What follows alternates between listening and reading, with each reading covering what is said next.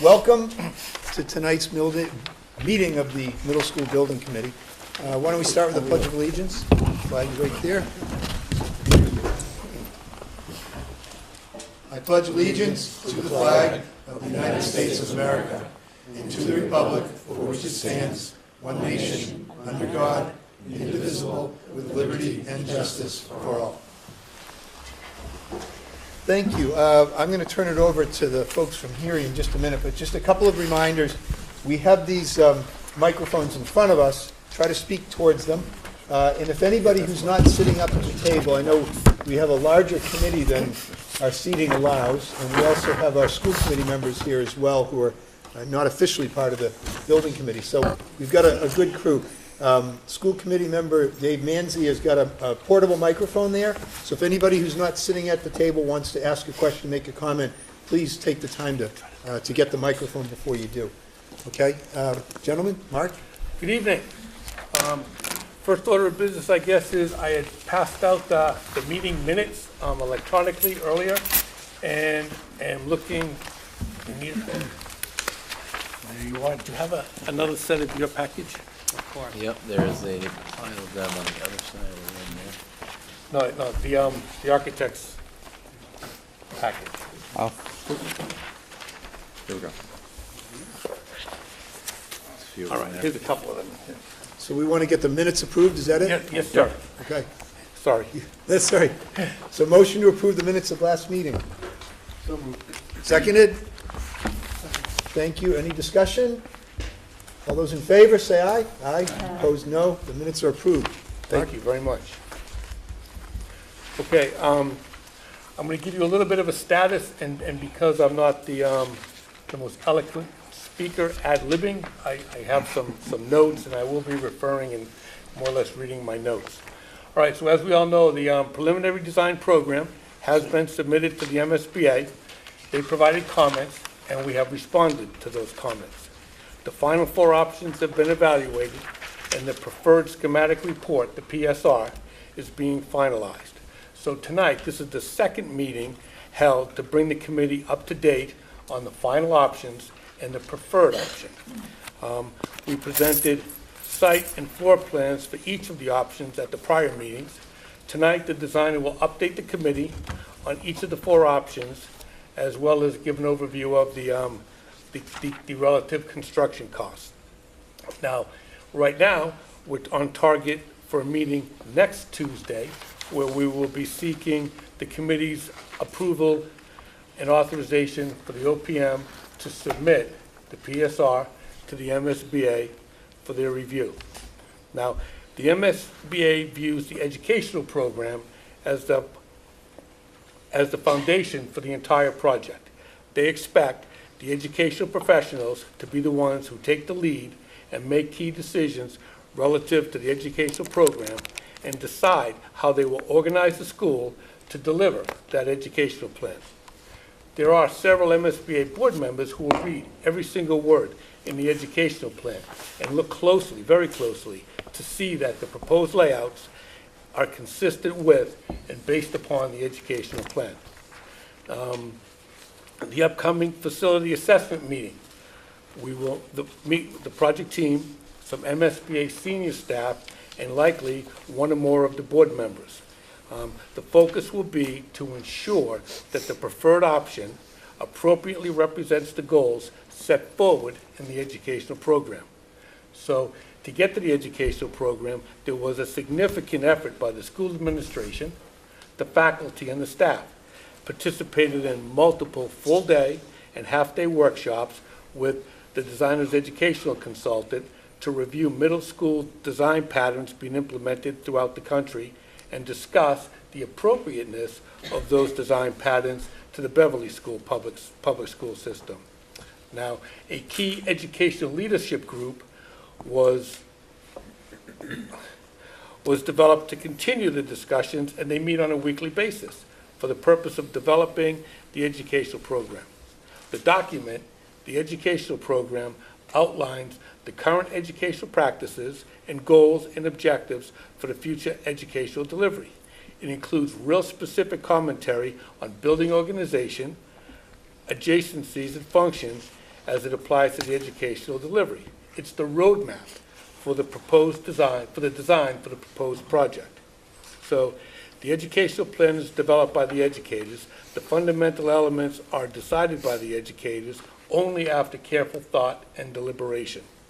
Overall, the school administration, faculty, staff, and our professional team believe that the current floor plans work with the educational plan and their vision of the facilities, organization, and adjacencies. So a lot of work has taken place, and to try to give you some additional information, answer some of the questions that were asked and raised last week, the designer will once again go through and try to take a huge amount of work, boil it down so that you can have a good understanding, so that when we do, hopefully next week, seek a vote that we can submit this to the MSBA, you'll have all the information you need so that hopefully you can respond and allow us to submit that report. So with that, turn it to the architects. Thank you, Mark.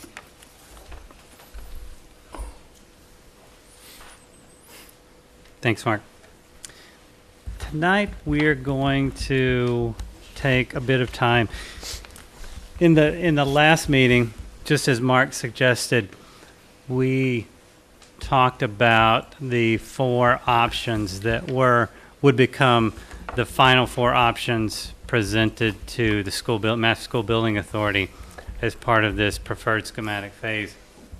But there was a lot of feedback that suggested that maybe some additional information about this phase and some of the exploration that we did would be valuable to the committee, because certainly we didn't just consider 4 options. As part of the last phase, the preliminary design program, we did tell the MSBA that we would be considering 4 basic options, 2 renovation addition options, and a couple of new construction options. But we wanted to make sure, as we were going through this phase, that we vetted out a lot of other possibilities. So what we didn't have the opportunity to share with the committee at the last meeting, due to time constraints primarily, was some of the process and some of the questions, some of the very thoughtful questions that were asked by the building committee members. In many cases, we felt could have been answered with more exposure to the process. So tonight we're going to talk a little bit about that and some of the other things we considered as we were going through the last several months in this preferred schematic phase. And we're going to talk through that a little bit. The other thing we're going to talk about is the educational program and what that means. Mark touched on it, and it can be very confusing. Sometimes it's referred to as the educational program. Sometimes it's referred to as the educational plan, which can be confusing because it implies floor plan, which it is not. When we talk about the educational program or the educational plan, we're talking about that 50-page narrative written document that was submitted to the MSBA as part of the preliminary design program that the staff and administration invested all of those hours, all that visioning time, all those sessions that Mark referred to in developing. And it essentially identifies in narrative form everything that's being done at the middle school level now in the Beverly Public Schools, and where the Beverly Public Schools wants to take that in the future and how that would impact a building plan, meaning floor plan. And so our goal is obviously to develop a building floor plan and a proposed building that matches the educational program or the educational plan. And so tonight we're going to highlight some of the things that you may recall reading in the educational program document, the narrative document, that do have a direct impact on the floor plan, the building design and layout. And it's important because certainly some of the things you see in the final proposed floor plans should be indicative of what was in the educational program. We're going to try to draw those connections tonight, and then also take a look at some of the things that were explored that didn't necessarily, actual floor plans that were explored that didn't necessarily make the cut, if you will, in terms of the four options that are ultimately included as part of the preferred schematic. So first I'm going to talk a little bit about I think also tonight we're going to ask Dr. Hershey if he would speak to, there were some questions surrounding STEAM, science, technology, engineering, the arts, and math, acronym STEAM, and how that is integrated into the educational program. And some of the building committee members have spent a significant amount of time sort of taking a look at the importance of that integration in modern middle school education and asked some very thoughtful questions surrounding that. So Dr. Hershey is going to join us in speaking a little bit about some of the discussions that have taken place well prior to our arrival as the design team, and then how we've integrated ourselves and our educational planner into those discussions as part of developing an educational program for the future and developing a plan and a building design for the future. Some of the items that are inherent in the educational program document, the narrative document, that do directly impact a proposed building design or floor plan is you'll hear us use the term a lot, grade level organization, and what does that mean? Some of the things that were identified in those meetings with the staff and administration, and we should also explain how those took place, because there was a very specific and thoughtful approach to trying to garner all of the information from the staff and administration that we needed. And we started by taking a large representative group of the staff out of the Briscoe building to a neutral site for full day sessions to try to start to get them to think about what's happening in middle school education across the country. And our educational programmer along with us, our educational planner along with us, the design professionals, presented examples of schools all across the country, programs all across the country, what is working, what is not working, what might apply to Beverly, what might not, and allowed them to sort of think openly outside the restraints of their current middle school environment about what those things would be. We then took those groups, and ultimately, because we couldn't have the entire staff and administration for days on end, they actually have full-time jobs teaching students. And so we narrowed it down to a representative group, which we met with again, and then we went back and met with the full staff and administration on one occasion, and then we have a representative team that we continue to meet with on a very regular basis, almost weekly in some instances, to continue to touch base on all the ideas, the educational program, et cetera. I think that's important to mention. So grade level organization, direct horizontal adjacencies. One of the things that was really important to the educators was to make sure that an 8th grade team or a 7th grade team or a 6th grade team or a 5th grade team had direct horizontal adjacencies. In other words, we showed them scenarios where the grades might be separated vertically, but they felt very strongly that all of the grade level team members should be on the same floor, ultimately is what that means. They thought there were some disadvantages to being separated vertically. So although we'll be showing both approaches through some of our design process tonight, they preferred the horizontal adjacencies. Small learning communities, you've heard us say this a number of times, was a highlight of that educational program narrative document, meaning personalizing the experience for small teams of 100 to 125 students, essentially small schools within the larger school. Individual academic neighborhoods was the term that ultimately evolved as the way that would be created. There was a lot of discussion about project-based learning and what that meant.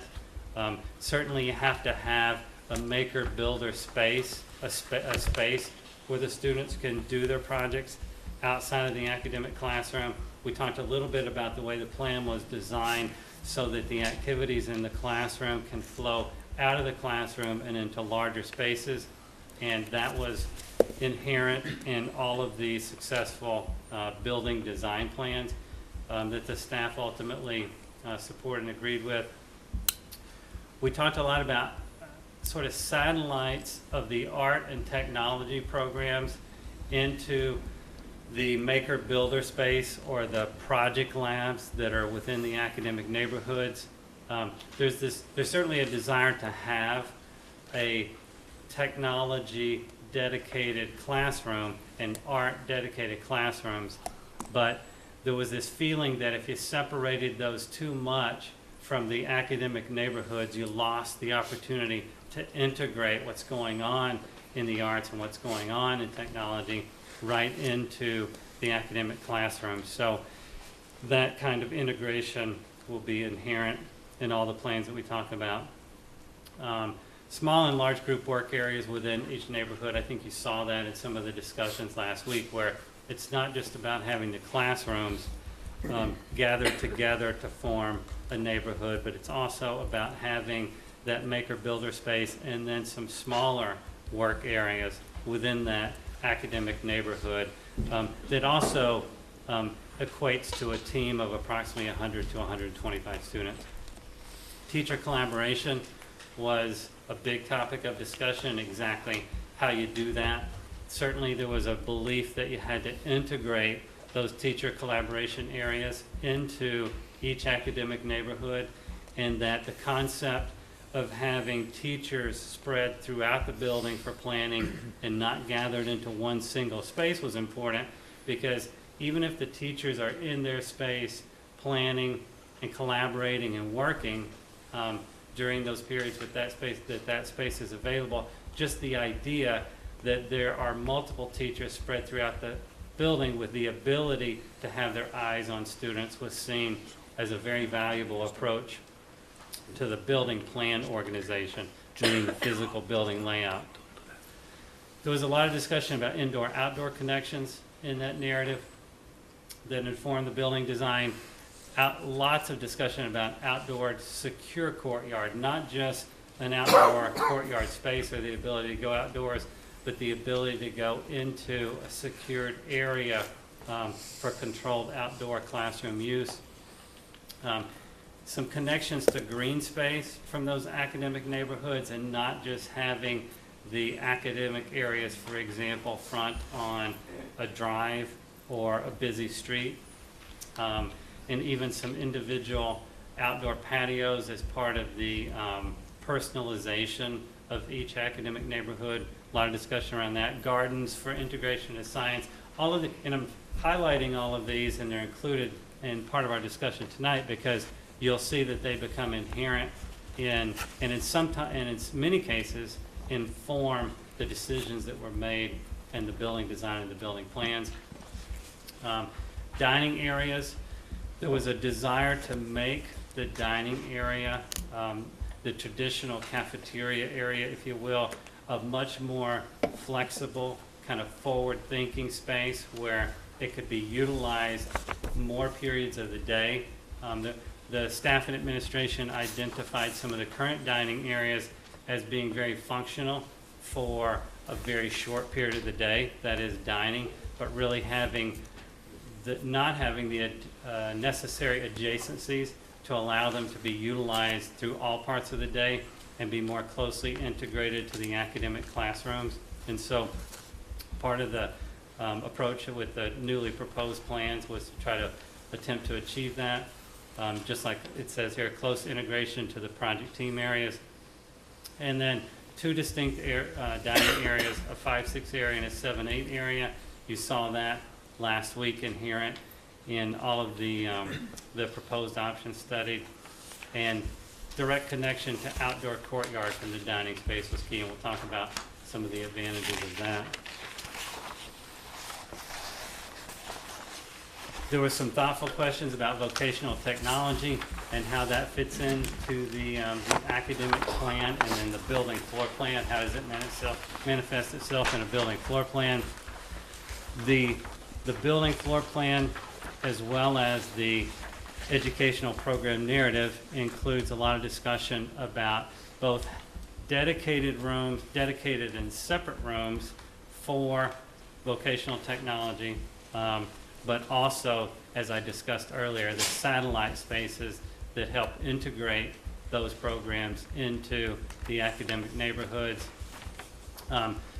Some discussions, and there'll be continuing discussions about how something like a multimedia lab or a video production studio gets integrated into the building and the appropriate location for that, and even the appropriate components of that and how it may be integrated, for example, to BevCam. All of these are kind of future discussions, but have certainly been part of the early discussions that we've had on the proposed middle school.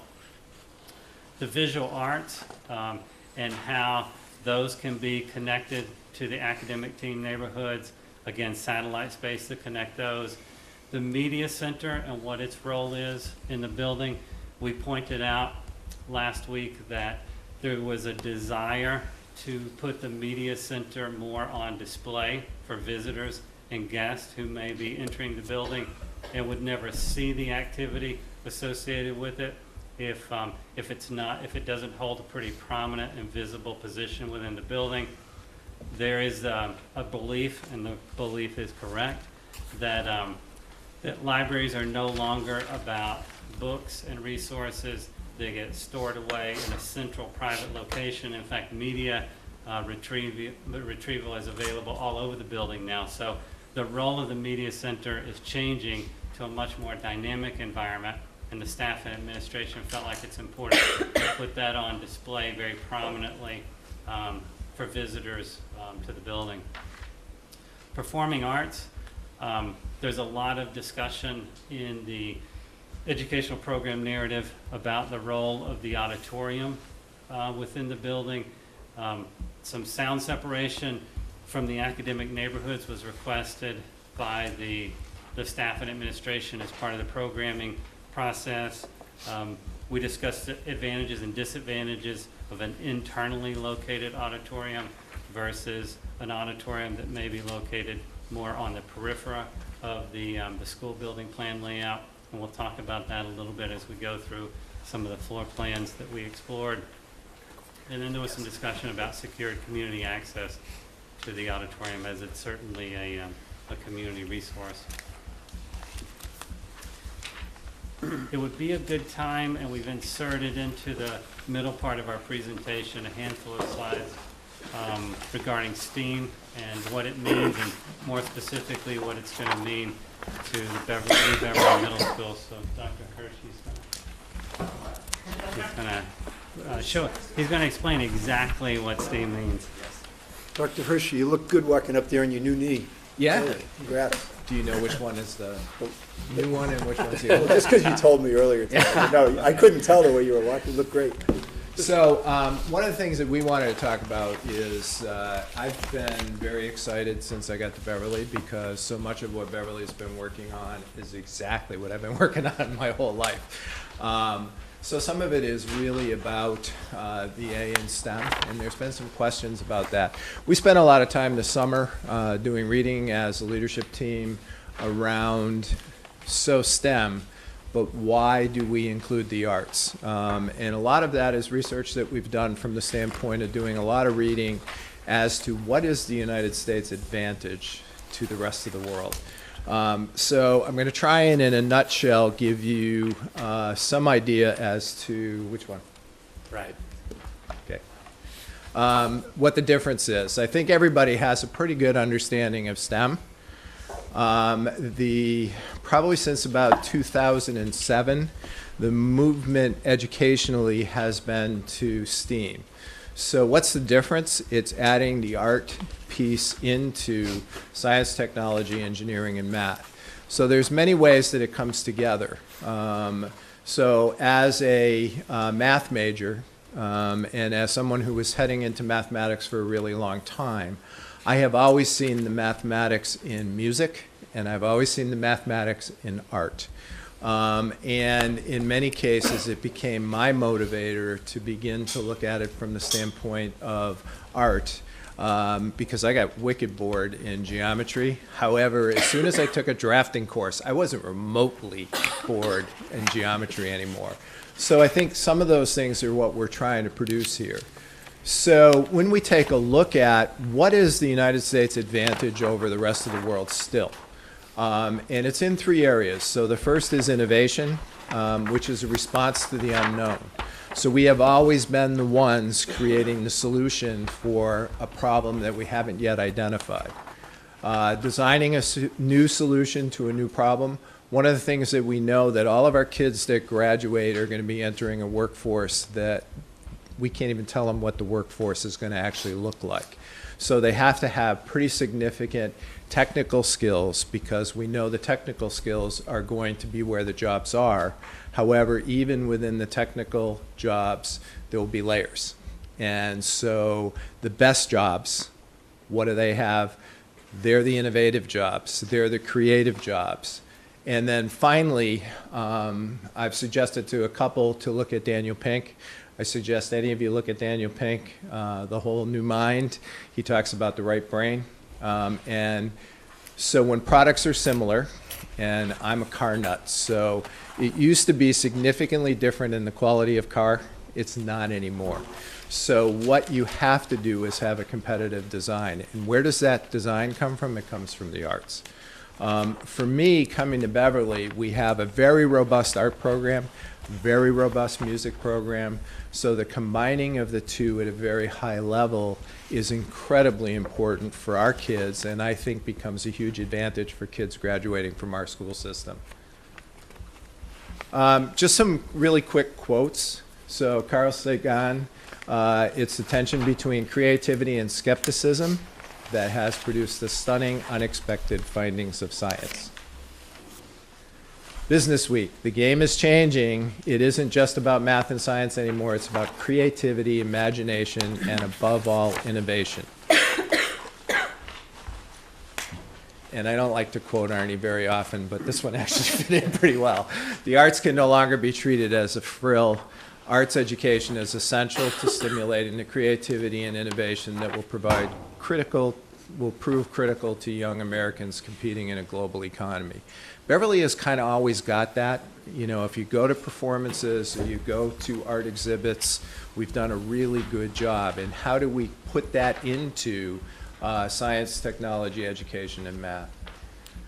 And then finally, the National Endowment of Arts. The arts provide us with new ways of thinking, new ways to draw connections, and they help maintain our competitive edge in gendering, innovation, and creativity. So if we look at what the tenets of building a middle school program are, so one of the things that kids' minds are still open when they hit the middle school. They haven't locked down on their future. They haven't locked down on opportunity. So one of the things we do at Beverly Middle School is we teach drama. For those of us who for years went to high school performances where the girls were playing boys' parts, that was because if you don't get them in the middle school excited about drama, they get to the high school and boys don't participate in drama. So that's an important function of the middle school. So exploring future opportunities, also heading them in a direction, and the girls, about continuing in a technical world, because we're seeing drastic drop-offs of girls' participation in engineering and math and technology and science as they get to graduation in this country right now. So it's very important that we continue to do that. So ensuring gender equity, huge, important function of the middle school. Emphasizing project-based learning. So yes, we have MCAS, yes, we have PARC, but the real telling of what kids can do is in a project. And they can really show you exactly what their learning made them able to do. And finally, reinforcing their natural curiosity and creativity. Having taught at the middle school and the high school level and been a principal at both levels, the curiosity and creativity a lot of high school kids keep to themselves. But middle school kids, that's who they are. So the more opportunity we can create for them, the better off we are. So as we looked at the new middle school, how does this play out? So project-based learning became important to us. So maker spaces, so places where kids can work together on projects, have the tools that are necessary to be able to do that. And the other thing we talked about is one of the disadvantages for teachers, science teachers know it better than anybody else, is you start a lab, you have to break down the lab. So we were looking at maker spaces so that if kids are working on projects that are multiple day, they wouldn't have to break them down every day. They could actually start where they were the day before. And then the second piece is proximity to art and tech education. There's part of me that would like the robotics lab to die for at the middle school. However, when we look at robotics at the middle school level, it really is much more Lego robotics than the stuff that actually the high school now, we now have a high school robotics team that's actually going into competition. So this is more from the standpoint of looking at our expressive arts program and what should they be. So from a tech education standpoint, more of a focus on engineering, more of a focus on having the technology available to kids to be able to design, to be able to create the product of their design, and actually be able to test it out afterwards. Making sure that the art teacher is there, that when we get into a point where we're talking about, so what's going to sell? What's more elegant than the other design? Having that conversation from an art standpoint of what is it about this particular design that makes it more exciting, more intriguing to people, and how do you create that edge for yourself? Interdisciplinary approach. We also want to be able to be working in math, science, engineering, and technology, and carry that into the art classroom to be able to do some projects that are a culmination of all of that interdisciplinary work. And finally, creating huge opportunities for kids to explore, because that's who they are in the middle school, a ton of exploration. Now, what this does is it pushes the envelope of where we are with the middle school program right now. So the teachers have thought about what they couldn't do because of the building and because of some of the opportunities that we haven't had. What has opened up the conversation at the middle school is about, okay, now we can, and how do we take that can and start building an even stronger middle school program than we already have. I've been amazed at the growth of the group that's been working together. Several teachers, one of the things that you need to know that's important is 5th grade teachers have been involved in this. Some of the high school teachers were involved at the very beginning. And it's been an interesting experience for me because I've done a few buildings. This is the first time that we spent hours on top of hours talking about what program we wanted to provide for kids at the middle school in Beverly before designs started coming to us. And the designs were giving us the opportunity to see the conversation that we had and how a building can actually help us provide what we want to provide as a program. For those of you who want to explore a little more, I would suggest that you grab Daniel Pink. It's not necessarily about engineering, but it really informs the conversation. He's very good at talking about what the advantage for the United States has been over time. I would also put a plug in for Young Zhao, world-class learners, educating creative and entrepreneurial students. We are working to bring him to Beverly on April 13th as an opportunity for the community to listen to him. And he's also going to do work with the administrators in Beverly. So if you want to look both of those people up, they're good, solid people for you to take a look at from the standpoint of where education is headed. And I think the final thing is the excitement that I see at the middle school of the staff, and also the excitement at the elementary school and the high school, because some of these conversations are beginning to get them to think about how they can make programmatic changes too. So it's been pretty exciting. Matt, do you want to throw anything in?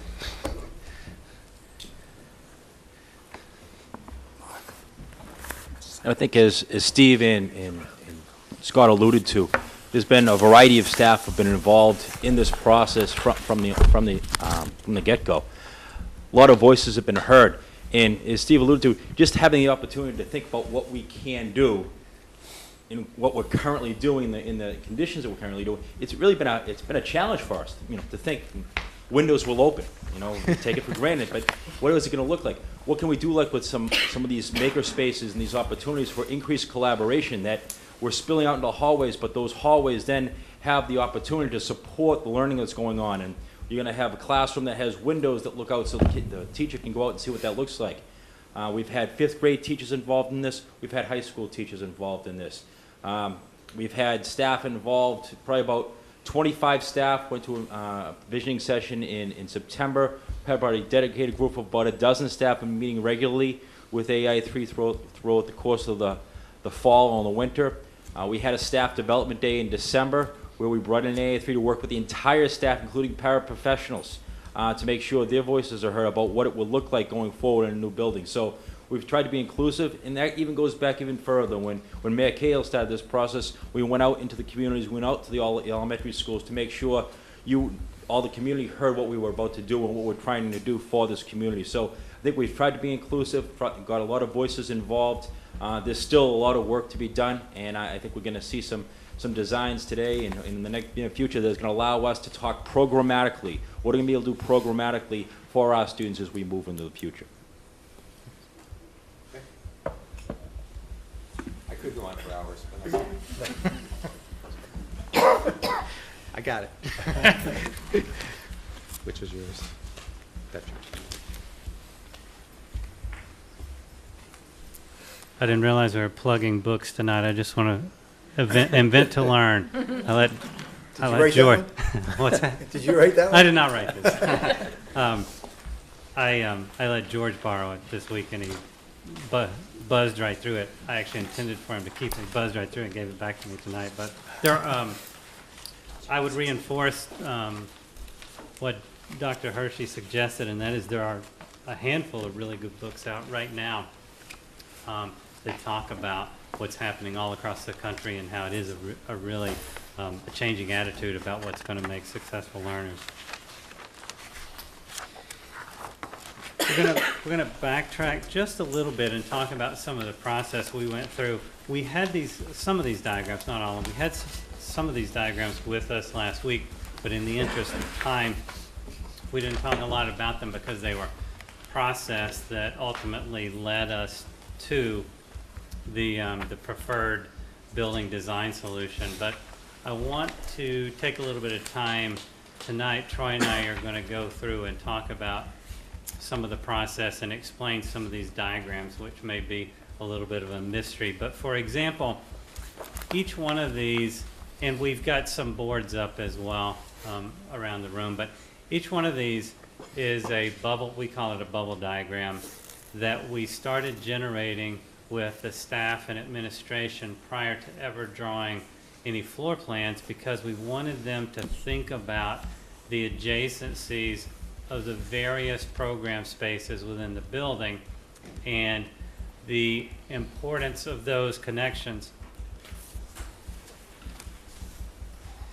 And the plan that you see, the bubble diagram that you see on the left here, we were trying to get the staff and administration to think about what a building could be like if it did in fact have a 5th grade academy, meaning all 5th grade students located in this area on multiple levels, all 8th grade students located in this area, again on multiple levels. It would take 3 floors, because presumably this would be a 5th grade team, and then a 5th grade team stacked on top of that, and then a 5th grade team stacked on top of that. So in theory, even though this is a bubble diagram, we wanted to talk to them about this concept of having each of the grade levels separated into their own area and then stacked vertically by team. So essentially 125 students in an area, and then 125 students stacked on top of that, and then 125 stacked on top of that on a 3rd floor.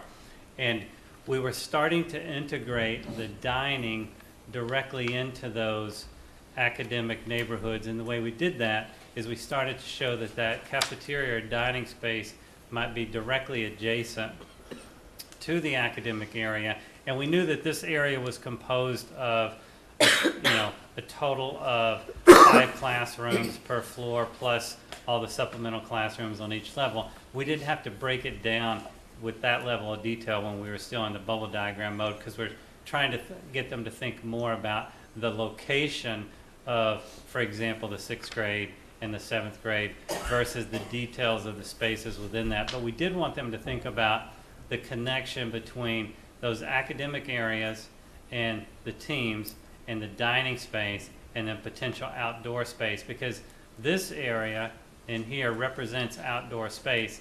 And you can see it's not closed. When we were talking about this specific diagram, we were talking about outdoor space that would allow them to come from their academic areas through the dining areas and into an outdoor area, but not necessarily a fully enclosed outdoor area.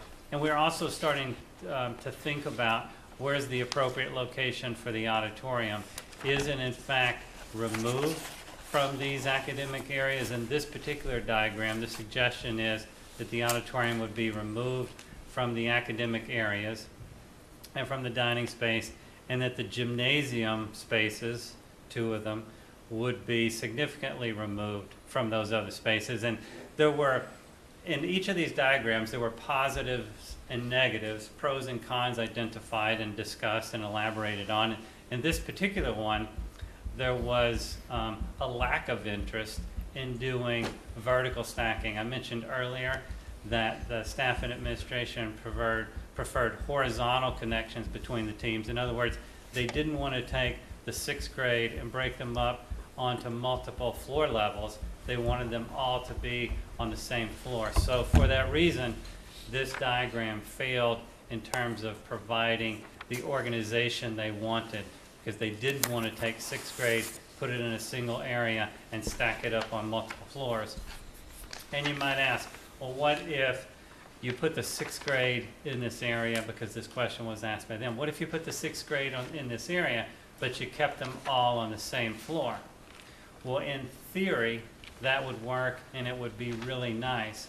But what happens when you take a building of this size and magnitude and put everything on a single floor level, you get an enormous building that would occupy essentially half of the site. So at some point in time, we had to start stacking things up and getting more efficient with it. But we did test a variety of different stacking options, and I'll show you those diagrams as well. The auditorium in this particular location got a lot of support in that it was removed from the academic areas for sound separation, but close enough that you could still get reasonable access to it. And there was this balance in discussing it with the staff and administration between trying to make sure it was far enough away from the academic neighborhoods that you got good noise separation, but close enough that it had some adjacency. And there was another issue that entered into the discussion, and that was this idea of making sure the auditorium was large enough. And as you may recall, the MSBA does not participate in the reimbursement of the auditorium space.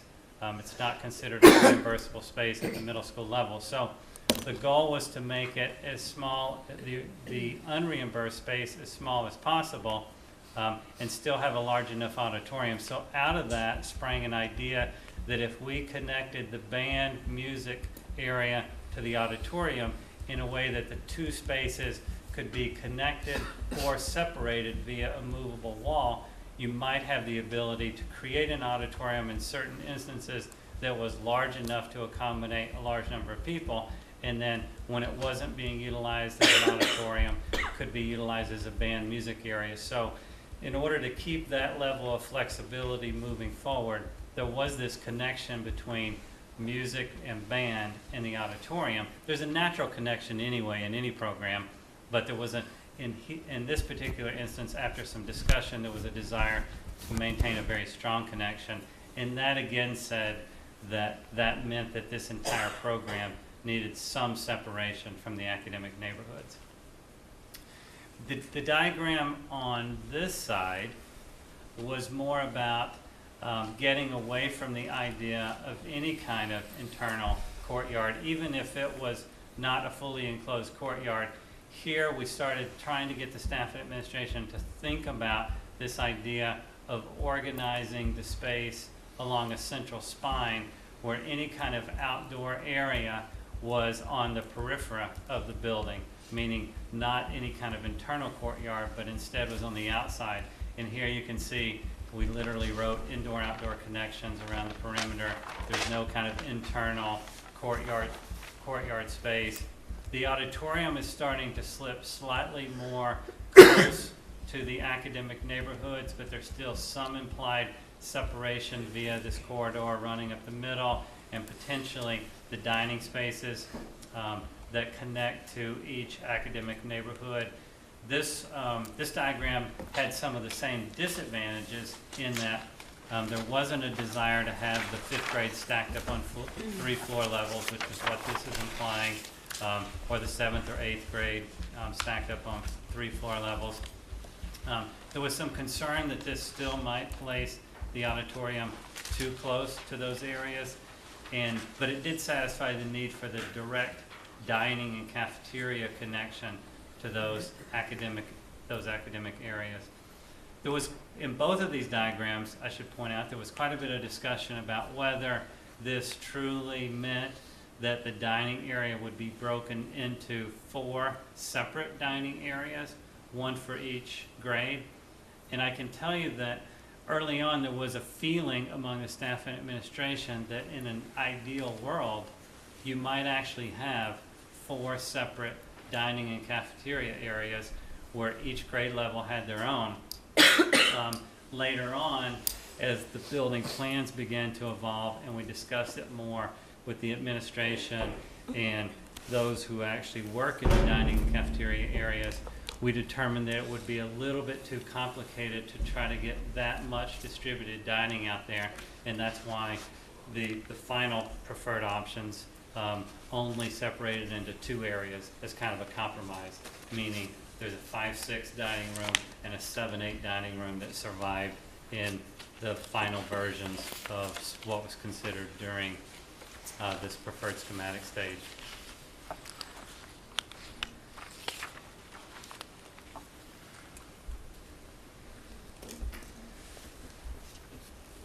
The diagram that you see here on the left proposed placing the auditorium right in the middle of the building and essentially creating what would be a square or possibly rectangular building, but trying to eliminate any internal core.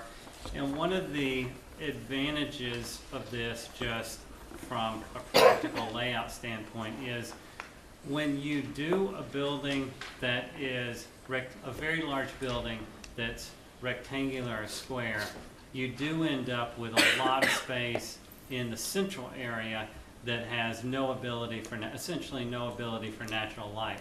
So when you're thinking about spaces that don't require natural light, the auditorium is certainly a good candidate for that. So we place the auditorium in the center of the building in this sketch to get the staff and administration to start to think about some of the advantages that might exist if the auditorium were in the middle. And we talked about the fact that maybe the auditorium could be part of the space that you would bring students out of the academic neighborhood into, although there wasn't a strong feeling that a connection there was really that practical. We talked about the fact that it allowed you to make maybe a compact plan, but ultimately the experiences at the Briscoe with the auditorium being somewhat integrated into the center and some of the negatives associated with that, and then discussions about the practicality of the auditorium as a rather noisy space and the band and music program needing to be directly connected to it. Here you can see it's not, but later on we decided that was important. It didn't get a lot of support being centrally located like this, but there was a lot of good discussion around the advantages and disadvantages associated with that. This scheme continues to show four separate dining areas, although they're combined in a way that they could be considered as one. It continues to show the grade level stacked, although we eventually went away from that in a lot of the diagrams. The diagram up here is one that evolved in kind of a second series of diagrams we looked at. The reason I know that is because it's starting to take a look at breaking the 5th grade teams down into areas where they're not stacked on top of each other. For example, this represents a 5th grade team of 100 to 125 students, another 5th grade team of 100 to 125 students, same here, meaning instead of all 3 of these circles being stacked on top of each other on 3 floors, we're starting to spread them out.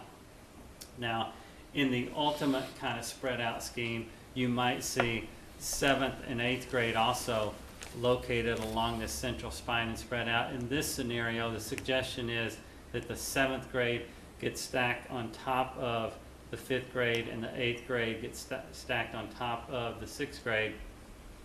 We ultimately decided that was not a particularly good idea, meaning the 7th grade on top of the 5th grade was not a good idea, and the 8th grade on top of the 6th grade was not a good idea, but it did lead to ultimately some of the solutions, which included stacking the 6th grade on top of the 5th grade and then stacking 7 on top of 8. But this particular sketch was intended to start some discussion about, again, this idea of not having any kind of central courtyard, trying to do all the outdoor space around the periphery of the building, pulling the auditorium away from the academic neighborhoods, pulling the gym away from the academic neighborhoods. It took the cafeteria space, and instead of splitting it into 4, it's only split into 2. That was part of the evolution of the discussion of the various diagrams that had it split into 4. The fact that it probably was only practical split into 2 areas. This idea that there would obviously be entry points at multiple locations along a kind of central spine was discussed at length, and all of the other same aspects and attributes that we mentioned in the other diagrams, but you can see we're starting to organize them differently to try to start some discussion about that.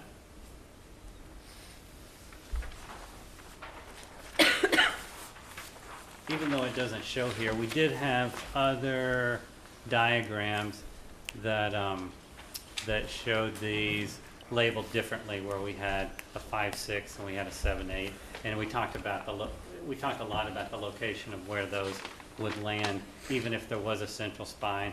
Could you flip?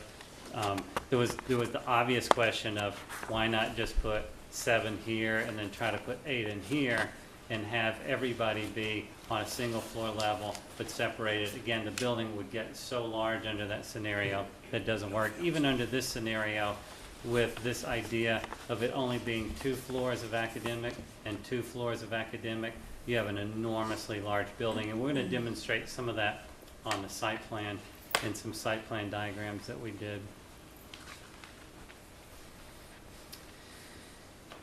When we talked about this diagram was one we utilized to talk about the individual academies, meaning the individual grade levels and how they might be organized.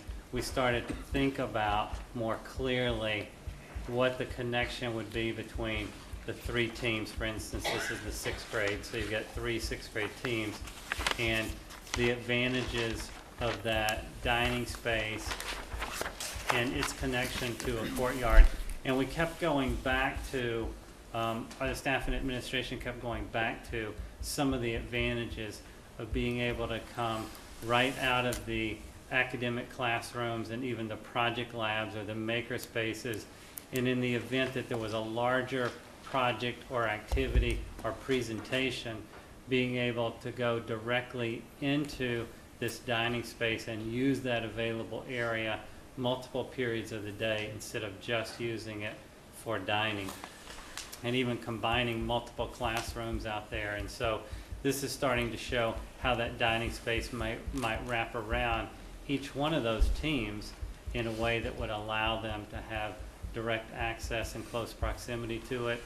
And then the continued use of the outdoor courtyard and how that would really need in their minds, and it certainly makes sense, to be a secured interior courtyard for a lot of the functions that they might want to be able to do, particularly if there was this desire to release students from the cafeteria, and it's part of the educational narrative program, the ability to release students from the cafeteria for at least some amount of outdoor activity in a very controlled environment without losing them to the outdoors and without a lot of travel to an outdoor playground or an outdoor playfield or something like that. So the direct connection across there was really this area, meaning the courtyard, the dining area and its connection to the academic neighborhoods was a large part of the discussion surrounding this. We've got the auditorium pulled off here with a direct connection to the music, band, and choral. And then we've got the gymnasium pulled over here. This, as a diagram, although it's only looking at one team, seemed to satisfy a lot of the requirements. We started to work in an art classroom because we began the discussion about how technology and the arts would have a close proximity, but still their own dedicated classroom, and then would somehow satellite smaller services into the project lab areas.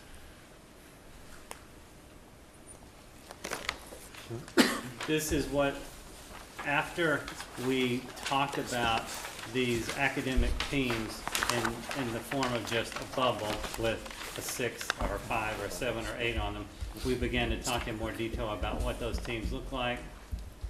And that's when we did a series of diagrams like this, where we knew that the academic team would be a series of classrooms. We knew that there would be a maker-builder space or a project area centrally located to those. We knew that there would be a SPED classroom connected to them, and we started talking about some of the small and large group work areas that also needed work in. We started identifying STEAM support, and this is that arts component. We knew that the arts, although there would be separate classrooms for the arts, we would want to integrate some components of the arts into the projects that are going on within this academic team, and needing to have the space for sinks and storage supplies and some of those things that support project activities. Art-based project activities would need to be included in this space, and that's the reason you just see that STEAM support dot included there. So we could start to discuss that. There was some discussion about the connections and flexibility between classrooms and movable walls. Those are all decisions for later on, but we certainly wanted to start to have the discussion about those. This is the so-called academic neighborhood as was presented a week ago.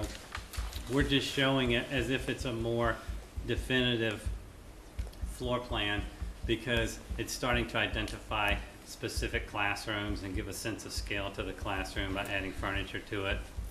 We're not making, or nor have we made, any decisions about furniture or details. In fact, there's more detail in this drawing than is really required at this point in time, but we're trying to give a sense of scale to what it would look like when you combine those 5 classrooms and then a special education classroom for a total of 6 classrooms in each academic team, and what it might look like if you had that maker-builder space carved out as a separate area, and what it might look like if you included the storage components and the sink components for bringing some component of art in the form of what we call STEAM support into that area. We have talked about, although it's not to the point where we're plugging this level of detail in the floor plan, we've talked about whether we do a stair at the end of this space for students to be able to circulate up and down, which might be required anyway, depending on the exact and final layout of this building, or whether we do the stairs more internal. So those kind of details we're still much in the discussion process and wouldn't resolve themselves until well into the future. And even something like the arrangement of a toilet room, we don't have to resolve it now. We're showing this simply for scale and so that you can get a sense of them. I think that it was Jennifer who pointed out, there are a lot of discussions that will ultimately have to take place around whether, how student toilets are organized and whether they're open airport style with no doors and where the staff toilets get worked into those. And those kind of things are in the future. So don't be frightened by seeing some level of detail included in these floor plans. This is still very much diagrammatic, and we know that as we move on into the next 6 months or so of schematic design, there'll be a lot of discussion surrounding those kinds of things. This is the option 1A as we presented last week. I won't spend a ton of time on it because we talked about it last week. We do have, and we have some other diagrams that involve modeling this 1A three-dimensionally and then doing some daylighting analysis on it that we're going to show you that are new. But I just want to point out that there are some things that are certainly inherent in this plan that were dictated by the educational program and the staff and administration, and that we continue to share this plan, for example, with the staff and administration and representatives of that group to make certain that it appears consistent with all the bubble diagramming that we did and all the feedback we got through that process. But as a reminder, we are suggesting that this face of the building would be on Cabot Street and that this would be the facade that faces Cabot Street. Some good questions were asked last week that we didn't have a lot of time to respond to, but we certainly want to talk a little bit about tonight, and that is what, kind of what this facade could be on Cabot Street and why did we choose these components. We feel like the Library Media Center is a really good anchor point for the facade. It also allows us to put the activities within the Library Media Center kind of on display and have a connection to the lobby space and the visitor entrance of the building with some separation, but some components of the Library Media Center would be visible. Now, would it be shaped exactly like this? Would it take this exact configuration? Probably not. We certainly have a lot of design work to do moving forward, but we think this location is a good one. We've located all of the administration, central administration, because we do have, as part of the educational program and the building design, other pieces of the administration spread throughout the building. But primary office located here, control point located here for security, and certainly would be incorporating a lot of security aspects into this zone, getting a lot of eyes on this area and a lot of control as someone's coming in the building. And then we've got the Performing Arts Center, our auditorium, located on this facade. We want to suggest that this would be a very dynamic facade and that it would express, it would not just be a straight line or a blank wall, it would express some of the activity and some of the performing arts that are going on within the building. This can be a very dynamic facade to the building in terms of reliefs, sculptures, all kinds of design elements we could introduce out here to make sure that this portion of the building is expressive of what's going on inside, which is always what you want to achieve with any building. And then the administrative component expressed on the outside, and then the media center expressed on the outside. There's another reason we chose these components for Cabot Street, and that is they happen to be the two-story components of the building. And certainly as we get close to something like Cabot Street, we want to lower the height of the building as much as possible. And then we also want to take components of the building that we feel would not be impacted by the traffic or the sound or the noise or the activity associated with Cabot Street. So that's kind of why we chose those elements, not only for their educational advantages, but also for those other advantages. This building, as proposed, this floor plan, as you know, includes a rather significant courtyard. I think it can be kind of hard to get a sense of the scale of the size middle school we're talking about, because everybody is familiar with Briscoe. Troy and I were doing a little analysis this morning. Just to give you an idea, if you took the gymnasium off of the back of the Briscoe building, you could essentially insert the Briscoe building inside this courtyard.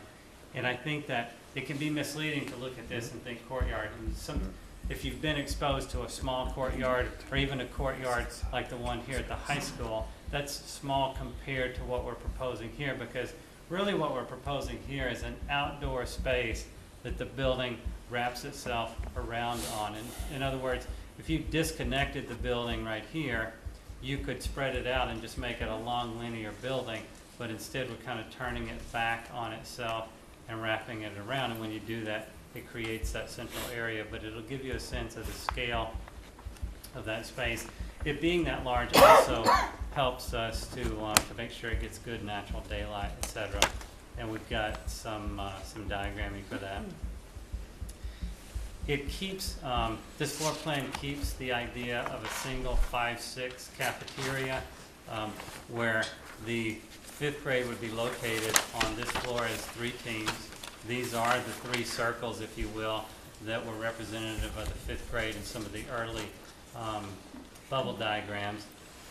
It keeps this idea of connecting the internal project-based learning areas in each of these academic teams or neighborhoods to the dining area, and then allowing those students to flow into the outdoor courtyard area as a controlled space, which was a central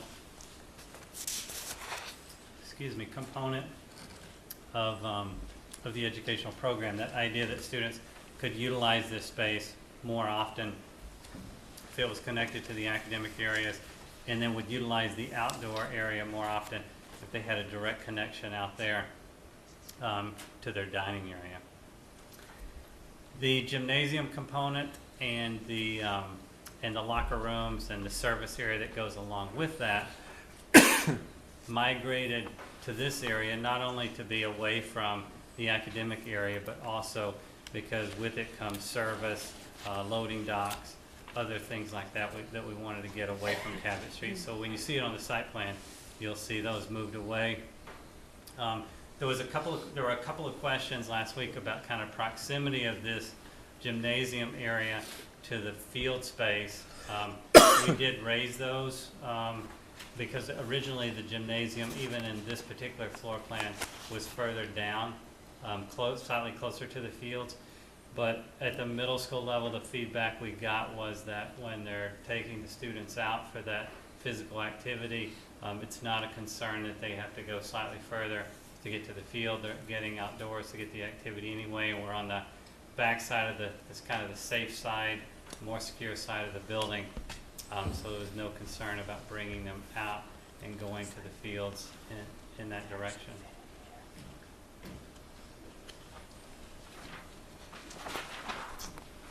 I'm not going to go, we talked a little bit about the second and third floors, so I won't go back to those because I want to spend some time talking about some of the three-dimensional work. Troy, do you mind going through I think there are maybe 3 or 4 slides on daylighting and 3D stuff.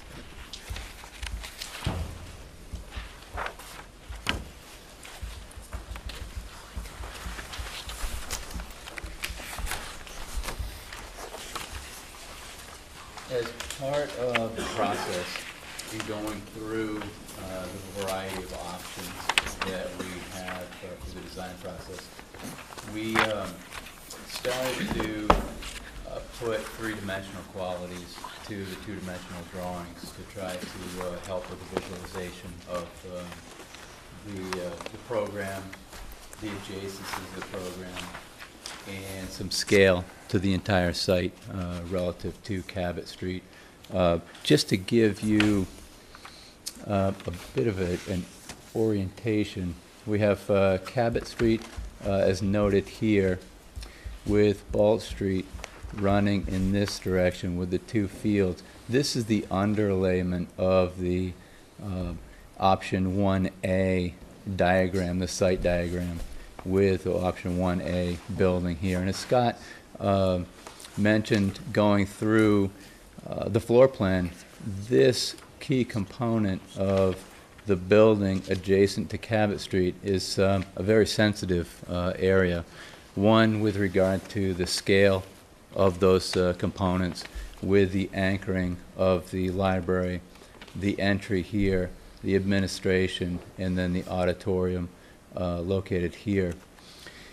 We think that this area of the building, as Scott mentioned, can be very dynamic and appropriately scaled along Cabot Street here, with transparency, with overhangs, with the solid void relationship. And as we get further into the design process, we'll be looking at materials, looking at textures and colors. But at this point, very, very, very early on in the process, we're just looking at massing. We're looking at the overall scale of the building to the site in the adjacent functions. So we feel, as we had a considerable amount of discussion during the working group relative to this front face and the organization of the front and its relationship to the academic wing and the four-story section, as we're showing in this this diagram, with the three individual academies you see here. One thing that we talked about was the relationship of this front face to the lockers, gymnasium section, and the four-story wing, and the fact that this section back here, as you approach the building or site on either side of either direction of Cabot Street, there's a parcel of land, which you can see right here as well in the bottom section, that the locker room gymnasium area tucks in behind, that helps to disguise, if you will, a portion of that building to break down the overall scale and apparent size of this building as for the passerby. And then this section, the auditorium, entry, library, and administration, will get further developed and further breakdown in scale as we develop the overhangs, canopies, transparency through the design process. This next slide shows two different, the other vantage points, one looking from the field above in front of Ball Street, looking at the academic wing, and you can see the areas that are being carved out as the outdoor space in connection to the cafeteria, and then additionally the interior courtyard, as Scott went through in the first floor, as well as their relationship to the individual neighborhoods there. And you can also see how the four-story section of the building is centrally located on the site, is very much appropriate for that location and size of the site itself, and its potential views out of the building and out of the neighborhoods onto the perimeter of the or overlooking the site. This particular view down here is looking from this is the bus yard, the corners, or the west corner of the site, looking across to the entry and drive, the loop, drop-off drive for vehicular access for the entry here, gymnasiums, and then the three neighborhoods there. One of the things that we also look at, and there were several questions, very good questions last week regarding the courtyard and the shading and shadow of that potential courtyard and the size. One of the exercises we go through as we develop the three-dimensional building massing is a solar study, looking at shade, looking at shadow, not only in the building itself, but what that does around the perimeter of the site and the building. In this particular slide, we're looking at the summer solstice, which is the time of year, June 21st. This is 12 p.m., June 21st. Summer solstice, which is the time of year that the sun is at its highest angle from the horizon. And the angle in this area is just under 70 degrees. And you can see that the courtyard in this particular, this is a 4-story neighborhood. This is 1A. The courtyard is very little shade and shadowing at this particular time of year. This is the most lit portion of the year at summer solstice. That varies through the year and through the day as the sun comes across the sky, and through the year as the angle of the sun changes.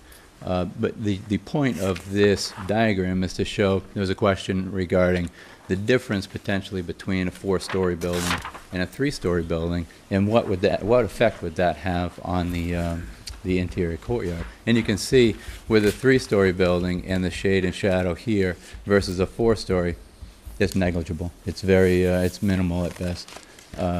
So that's the diagram at summer solstice. Now looking at the opposite end of the spectrum, winter solstice, which is where the time of year that the sun angle is at its lowest point above the horizon.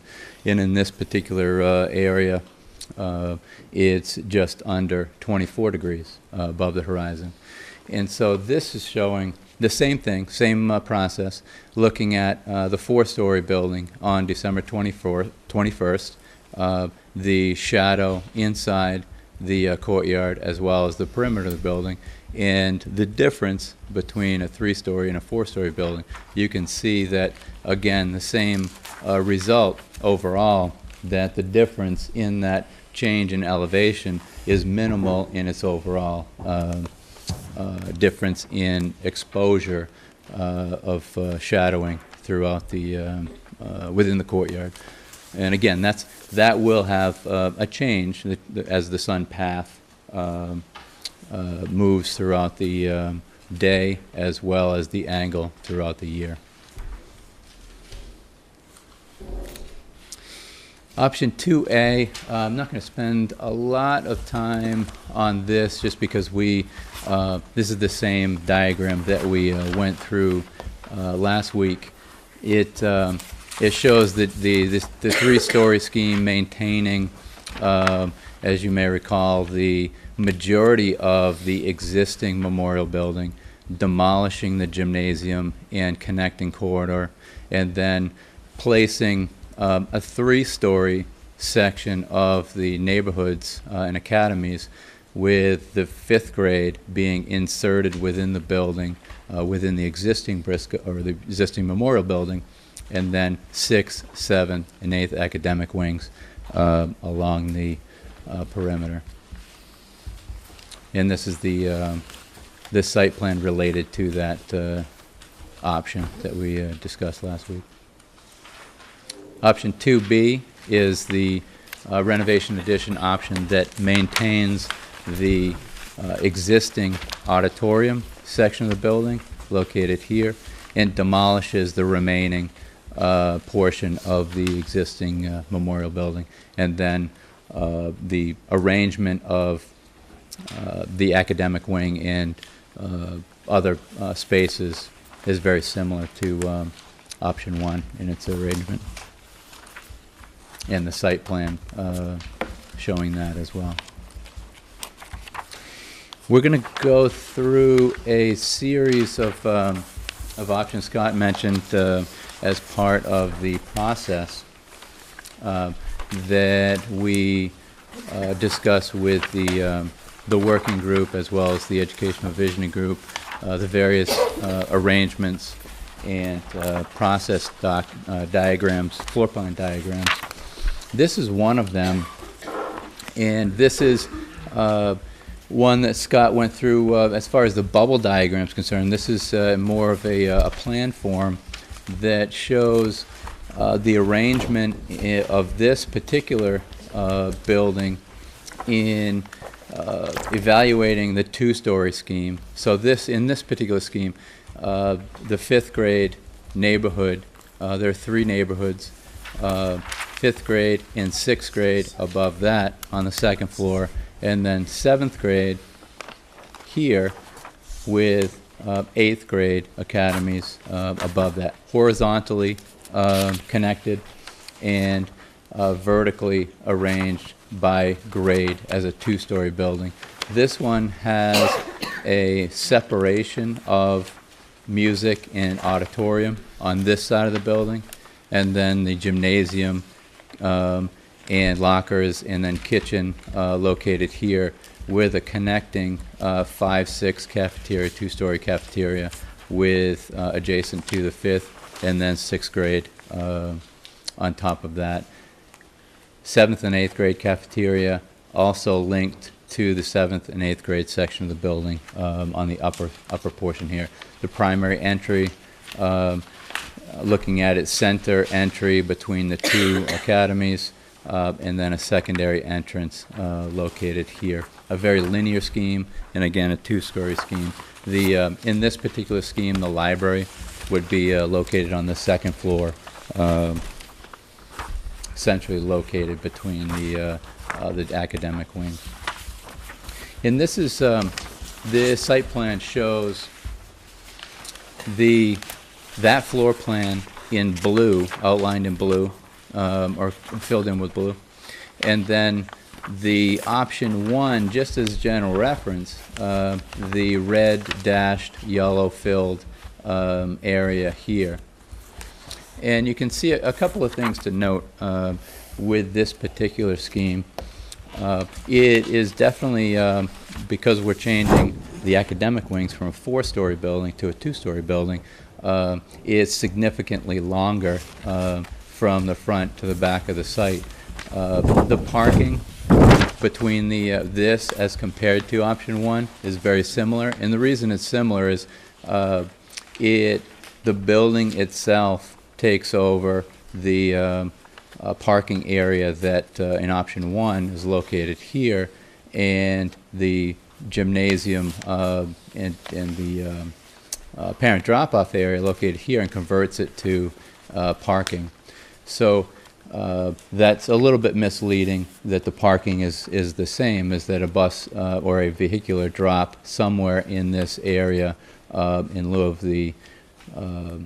the general roadway through the site here. We would need to make sure that we would accommodate the parent drop. It does, you can probably see that it does eliminate one of the two play fields and reorients this play field along Balch. Because of its the linear nature moving across the site from Cabot to Balch here, there is naturally a change in topography with the site from Cabot Street moving down toward Balch, as well as from the upper portion of the site here, also moving toward Balch, 10, 12, 15 feet approximately. So as a result of making this scheme very long, there would be a significant fill or a significant cut to the site, depending on how the building is organized from an elevational standpoint on the site. In this particular footprint is about 20% larger than the option one footprint with the four-story academic wing. And that becomes significant because of the amount of roof area, as well as, and more importantly, the amount of under substructure. With this particular site, we'll be looking at pilings and a structure beneath it that is probably more costly than other components of the building, naturally, with this this type of a system. So it becomes important overall with the cost of the building. This next option that we looked at is also a two-story scheme, and this separates the functions of the auditorium, gymnasium, located here, again along a spine, separates it from the academic wing here with 5th grade and 6th grade, 5th grade on the first floor, 6th grade on the second floor, and then 7th grade and then 8th grade across from each other along the spine, with a cafeteria for 5, 6 here and 7, 8 here adjacent to the kitchen. And it places the library media center at the end of this spine and adjacent to the entrance, primary entrance to the building, as well as the administration guidance that would be distributed between the 2 floors. It places the primary entries at the end of this spine, with the secondary building entrance here and the primary building entrance here. And if we look at the site plan, very similar to the option 1C, where the parking is overall very similar to 1A, and does a very similar arrangement with disbursement of the parking that's here in 1A. It moves it into this section as well as this area here, where in 1A there are 2 play fields.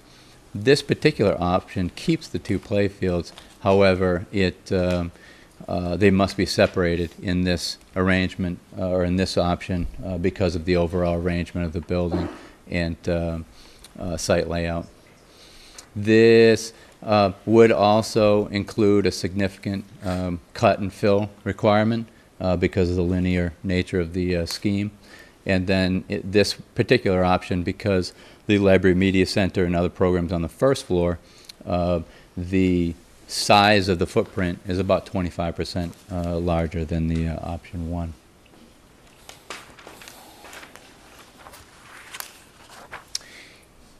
This particular scheme that we looked at with the working group and the educational group is a vertically oriented scheme, where we had a spine coming across in a curvilinear form here, with the neighborhoods stacked vertically, so 5th grade, 1st, 2nd, and 3rd floor, 6th grade, 7th, and 8th grade, in a 3-story scheme and format. It's very similar in this section of the building as option 1A, with the 7th and 8th grade cafeteria here, and then 5th and 6th would be on an upper floor with an outdoor cafe with the courtyard located here, and the library located similar to 1A, as you see here. This particular scheme, as Scott went through in detail, it was not a desirable scheme, primarily because it stacks the program in the academies or neighborhoods vertically as opposed to the horizontal connection. And you can see with the site, it has very similar site characteristics as option 1A. It's about 10% because we're distributing 1 academic floor to the first floor. We're about 10% greater in floor area than option 1A.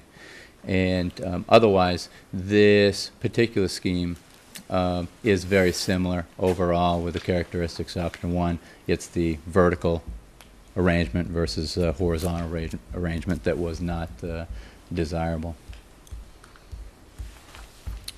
I'm going to turn it over to Scott.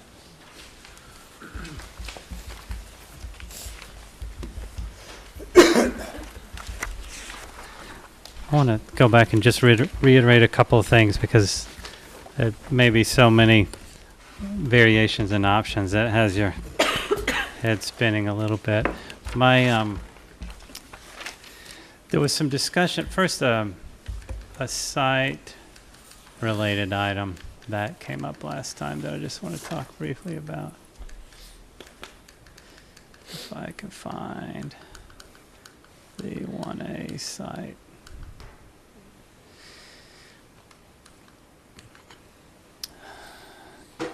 There was some discussion at the last meeting about the location of the bus yard, the bus storage area.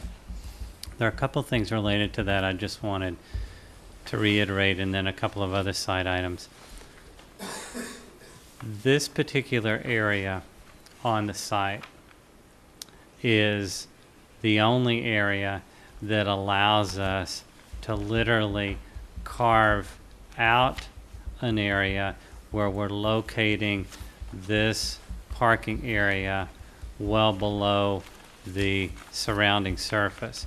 So we have the ability to push this down anywhere between, depending on what we ultimately want to achieve, 6 and 10 feet, for example, below the surrounding area. It also allows us to put a privacy fence and privacy screening in the form of trees, natural buffer. There's already a pretty strong natural buffer there, but keep a lot of the existing trees and reinforce that in a way that you would not see this. There was some concern about the surrounding neighborhood. Certainly we're sympathetic to that as well. So this is a location where we have the ability to screen this in a way that visually you wouldn't see this around the perimeter, and then also push this down so that any activity associated with it is buffered by the fact that it's at a completely different level. We think it actually ends up being a pretty good location on the site as a result of the site characteristics, and that's why we placed it there. Now, I know that the city has explored on multiple occasions analysis of potential other locations for the bus storage area, and certainly is as far as we know, and certainly as the mayor has suggested to us, continues to explore that possibility. But there have been a lot of analysis done in the past, and there's just no obvious good solution to where it might be located. And on this site, it does appear to fit, and we do appear to be able to push it down and secure it and privacy screen it in a good way. So if, for example, we decide as we move through the design process that it's not located on this site, or even if we decide, for example, to move it to another location on the site, I just want to point out that the site plan for this phase and this preferred schematic option may continue to evolve. The MSBA certainly understands that at this early phase, you wouldn't be locked in to this specific area as a parking area in its size, or this specific area as a parking area in its size. For the site component of the project, what they really want to know in this phase is, can you fit on the site all of the components that you may want to place there and still have appropriate parking, appropriate play fields, etc. And the site will continue to undergo a lot of design. In fact, as we came in, I was just suggesting to Jennifer that the site may be the one area that that actually gets the most focus in some ways as we move forward, because we need to have a lot of discussion about the key components of a successful school site.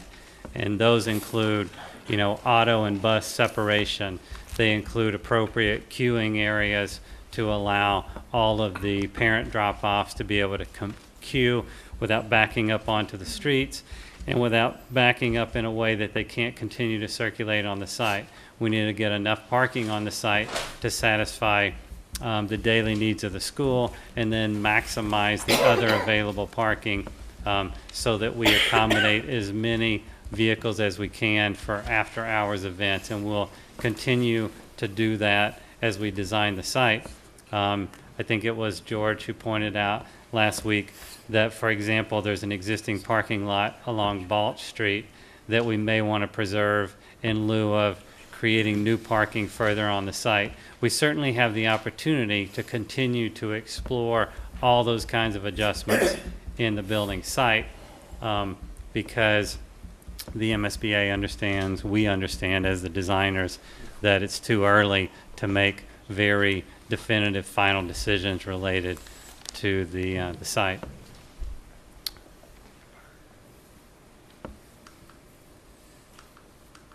The other thing I wanted to point out is there was some question regarding 1A last time related to cost and a courtyard, an internal courtyard like this. We really perceive this building as a large building required by the program wrapped around a central area. If you imagine this area filled in, for example, as I pointed out earlier, you wouldn't have enough program space to fill in this courtyard unless you decided you were going to have a lot of spaces in the program with no natural light, which doesn't work. And I think one of the committee members used the term fingers to describe these academic neighborhoods, and you'll see them on almost every single plan or diagram as the plan started to evolve. And the reason for that is pretty straightforward. You need these to exist in this fashion in order to be able to wrap classrooms around a team area and still get natural light into all of the classrooms and get natural light into the team area. So by default, almost any organization of these team areas driven by the educational program narrative is going to result in these kind of pods, clusters. You certainly define them any way you want, but these groups of classrooms and getting natural light into them is going to result in them being configured in this kind of similar fashion. Now, the most economical way to reduce this footprint is obviously to stack those up as much as you can, and that's why the building ultimately evolved into a 4-story building, and then to wrap the entire plan around on itself as much as you possibly can. So in terms of the exterior envelope, and when we think of the exterior envelope of the building, we're also talking about the floor slab, because specifically in the case of this site and this project, just as Troy mentioned, we know that we're going to be constructing on concrete piles or steel piles and a structural slab. So the less building footprint area we have, the more economical building this is going to be. So that's the reason of all the options. As Troy was showing some of the options that spread out more over the site, a couple of them were actually quite attractive, at least to us, although they did have some faults identified by the staff and administration. They were obviously not viable candidates moving forward because they had a much bigger building footprint than this layout, and therefore an overall bigger building envelope. And so we knew that continuing to compress the building into as small an area as possible, and still, like I said, keeping the natural daylight was the path to an economical building solution.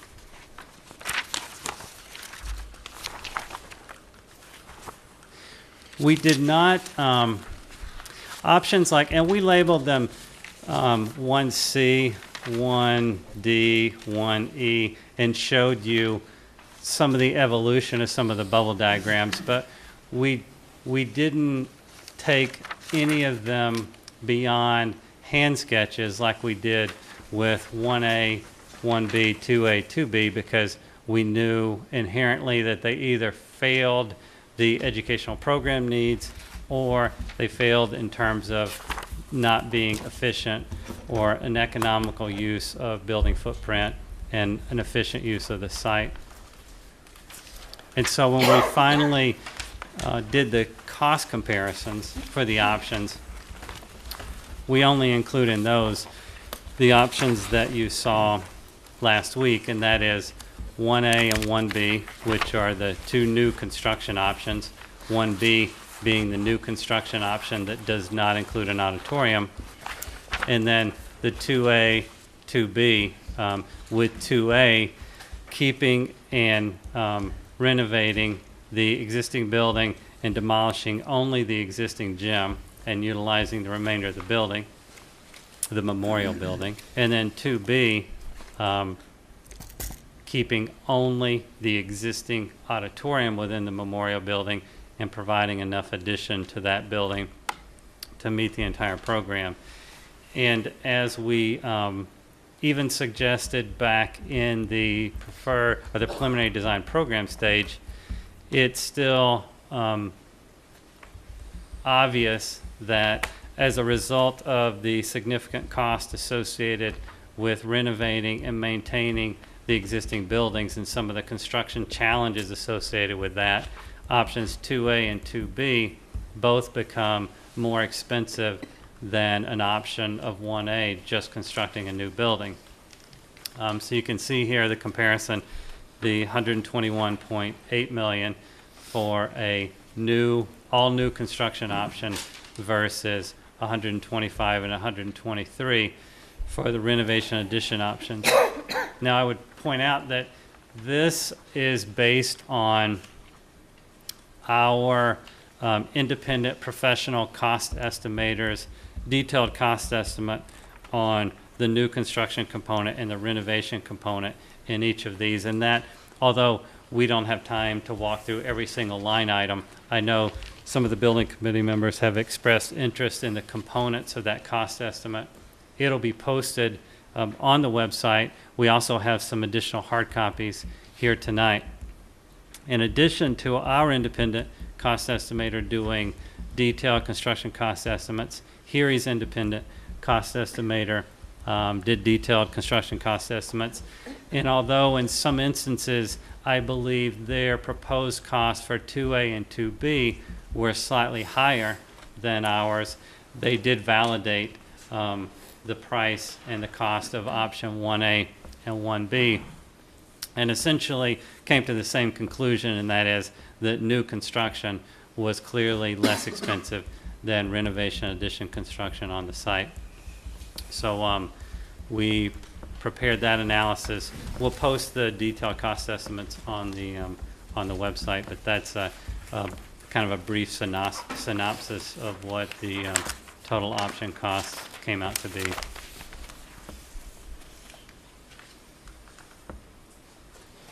Just This time for questions? yes, because we're going to do some moving forward. But yes, good time for questions. If I understand the way this chart is laid out, option 1B is what the MSBA will base their reimbursement on. Option 1B eliminates the auditorium component, which is the one piece that has clearly been identified, one of the pieces that has been clearly identified by them as being non-reimbursable. So our reimbursement is going to be based on 53% of 116 million. There are other ineligible costs, George, and Aside from the, right, yeah, but yes, roughly that, right? Yeah. option 1B is not only less expensive because, I think your point is, option 1B is not only less expensive because there's no auditorium, it's less expensive because when you eliminate the auditorium, you eliminate a piece of the project that would be 100% borne by the city of Beverly. So what I'm getting to is, it will cost us, the city, an extra $5 million to have an auditorium, new construction. Is that a correct interpretation? In very round numbers, you are making a correct Okay. interpretation, yep. If we go to option 2B, it will cost us $10 million roughly, which is the renovation cost, to get an auditorium. You're going to have to explain the math on that one. Well, it's the same building, except you're renovating the auditorium for the cost of $10 million, right? Yes, it's more complicated to renovate the auditorium. Yeah. In fact, the auditorium becomes a very complicated piece to renovate in option 2B. You're correct. Yeah, but it's 10 million bucks Yes. more. Yeah.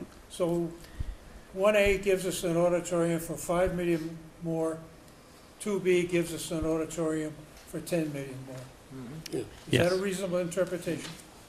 The music space is also included in that 20,000. Am I square missing feet, something? So it's not Yeah, clean lined. It's not quite that straightforward because in the in some of those scenarios we continue to carry, for example, the stage component and move it over to the gym and the music. But in very round numbers, it is ridiculously more expensive to keep the auditorium and renovate it. Yes. Yep, I understand. Thank you.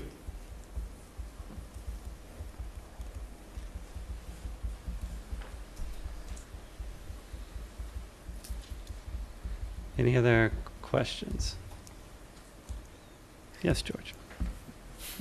Jennifer raised the question of what are we voting on next week in details in terms of, once we make a vote, what are we committed to and what is the MSBA holding us to? Yeah, I'm sorry. I meant to spend some time on that because that's probably one of the most important questions. The next week, when you're asked to vote, you'll be specifically asked to support all of the information in the preferred schematic report, which identifies option 1A as satisfying the educational program, being the least expensive option, and the preferred option that the city would want to move forward in continuing to develop. Now, what does that mean? I said earlier that certainly the MSBA understands that the site, the building site, will continue to evolve. And parking areas may move around, fields may move around, pieces may come and go. They don't care about that. They also understand that the building plan will continue to evolve. So maybe the art room is not on the second floor, it's on the first floor. Maybe the technology lab is not on the third floor, it moves down to the first floor. They understand those kinds of things will evolve. What they do assume, if you adopt option 1A, is that you believe that the building as proposed meets the educational program, and you as a committee support the fact that the appropriate work has been done to reach that conclusion. What do I mean by that? Clearly, we're designing the building in academic neighborhoods. The educational program talks about it extensively. The floor plans reflect it. If we get into schematic design and you as a building committee said, wait a minute, we don't want academic neighborhoods at all, then that would be a problem because it would be completely divergent from everything at least the MSBA had been fed so far. If you decided we want a 2-story building and not a 4-story building, that's pretty divergent from what you submitted. But if pieces and parts of the building shift around some, they expect that to come as part of. And we had a question last week. Where are the reading classrooms? Which ones are ELA? Which ones are reading? Which ones are language? Certainly, the MSBA understands that that kind of detail is going to be integrated into the floor plan after more discussion and more vetting out. But they wouldn't want to see us move into schematic and then all of a sudden present them a building plan that looks nothing like 1A, for example. Does that answer your question? It is kind of a gray area because If I understand you correctly, we have some flexibility to move some of the labels around. We can move the stairwells around like you mentioned earlier. Sure. Sure. And relabel some of these rooms. But if it doesn't come up with 3 fingers in an auditorium, it's a lost cause. It's gonna, if it doesn't come up as a four-story building with the grade level teams, with the grade levels on each floor organized that way, they're gonna be something same. Because one of the reasons they focus so much on this educational program is there are a couple of the MSBA board members who believe, and rightly so, that a building should not control a program should control the building. And so they believe that the words that are written in that educational program are more important than the floor plan. So if they see a floor plan evolve now or in the future that isn't tied to those words in that educational program, then what they would say is time out. You need to go back to the educational program stage and rewrite that document if you don't believe in it. Are you implying that we are committed to the educational program as written? I'm implying that the MSBA believes that that is the document that is your roadmap for moving forward. And if there are, if there are small pieces of it that you don't necessarily agree with, that's more of an educational school committee discussion than it is a building committee discussion, actually. But certainly the MSBA wants to know that that document represents what the educators believe the building should be. Okay, thank you. Mm-hmm. Janet, you need to pick up that microphone right there. And come up where the camera can see. I just feel like I should just mention again about the courtyard scheme. I know that everyone is probably very enamored with it now, but I feel that the presentation might be slightly deceptive, because... Can't hear you, Janet. I'm sorry, Ray. Is it on? I don't even think this is on. Is it on? I'll just speak louder. It's just for you, not for the people watching. Gotcha. But it's for the people watching. Yeah. Yeah. So no, please speak into it, and then Ray needs you to speak louder at Okay. the same time, All right, Ray. more loudly. I just feel like it's slightly misleading, I don't mean deceptive, because the linear schemes that were evaluated were all two-story, so therefore they all failed the site tests. So I thought I'd bring it up. The working group has been working on this, and if everyone really likes the courtyard scheme, I'm not against it. I just want to make sure that people are aware of it. It does, there might have been other options on a linear scheme, and there's a lot of circulation, I think, inherent in the design. So I just thought I'd bring it up. I'm not going to vote against the project. I just want to. What do you mean by circulation? A lot of corridor space. I'm not sure how the efficiencies stack up, but I do see just a lot of corridor space to get over to the auditorium and to the gymnasium and back around. So I'm not claiming to be a designer, but if, and you don't want a square building, but if, for instance, if you collapse the courtyard in itself, you would have only one corridor instead of 4 corridors. So I'm just bringing it up, things, food for thought that hopefully can be evaluated in schematic design further, and because I think that, I just don't want to miss the opportunity to get a more efficient building. It's going to be a very costly project. Agreed. Jennifer? I agree with her concern. I'm not sold on the courtyard either.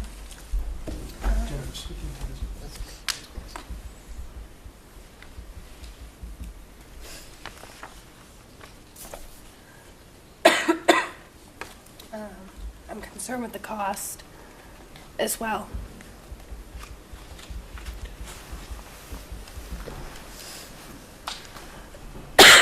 I think that I think we certainly understand those concerns, and we have done schemes that, for example, that were courtyard schemes that double loaded all of the corridor, so that you didn't have any single loaded corridor, for example, and that the building becomes slightly more efficient in that scenario. The trade-off is that you end up having to take academic spaces or some kind of program spaces that are occupied by students and stack them right on the courtyard. So you have to restrict activities out there. There was a lot of discussion when we were developing the 1A option around the fact that you can allow students to go into that area any time of day and not worry about their activities disrupting any classroom,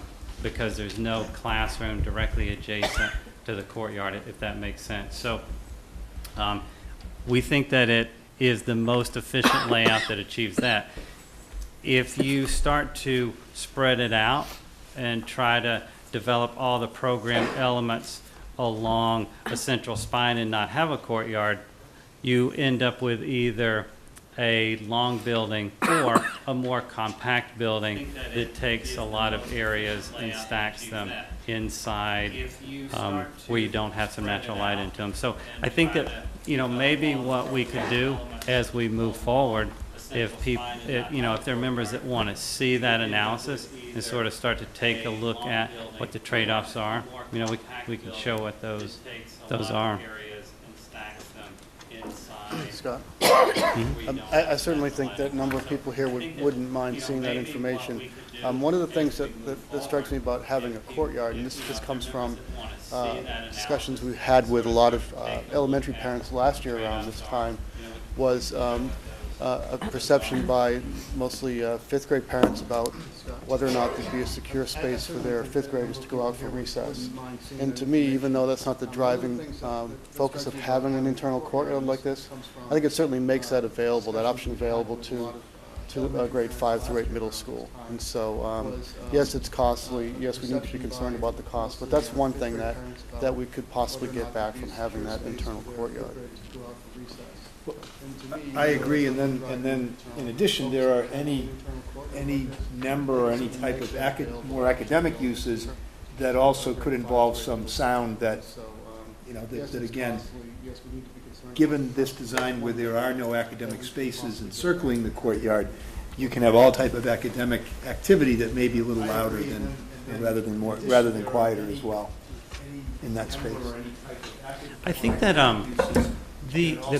if there is an inefficiency in the building envelope, or in the expense of the building, I would suggest that it's not inherently in the courtyard itself, because interestingly enough, one of the almost 15 years ago now, when we designed the Whitman-Hanson High School, and it got so much analysis by so many different entities, including the MSBA, for its cost efficiency and its effectiveness, etc.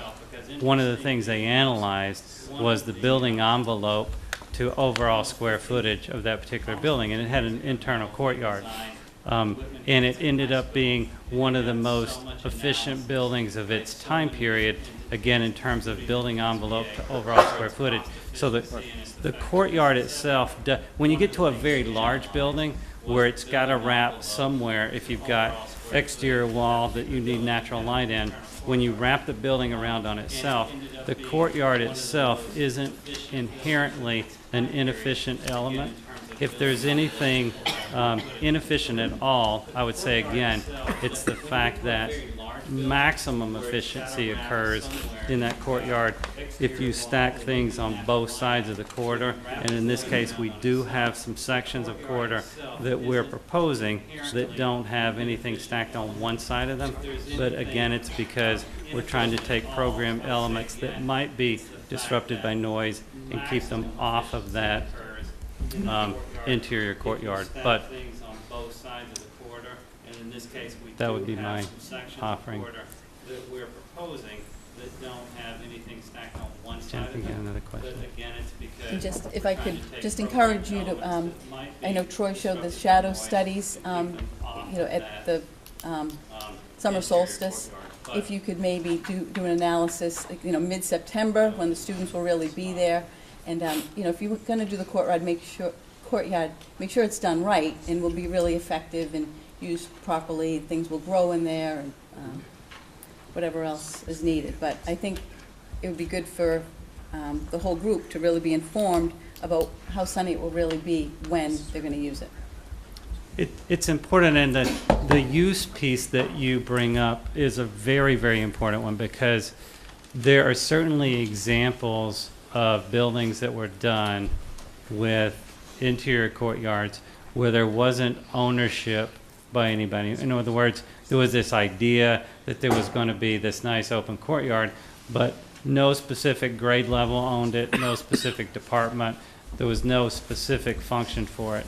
And if there's not ownership by those groups, if there's not an educational purpose, if it's not part of the curriculum, then they just become, a space that happens to be outside on the inside of the building, and they do inherently, not look as good, not look as active. They're not as vibrant. It needs to be a space for students that's owned by students and maintained and integrated into the curriculum. I couldn't agree with you more on that. Can I try this again? Yeah, sure. Okay. I don't know, maybe you've already addressed it.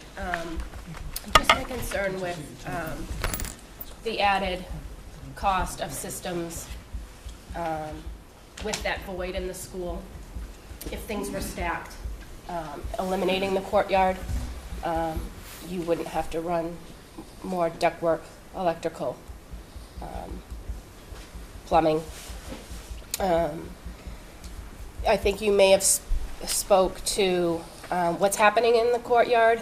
I guess in one of the massing models, I was concerned with the daylight during the months that the children will be using the courtyard. So I guess between the months of September through October, the warmer months where they might be outside.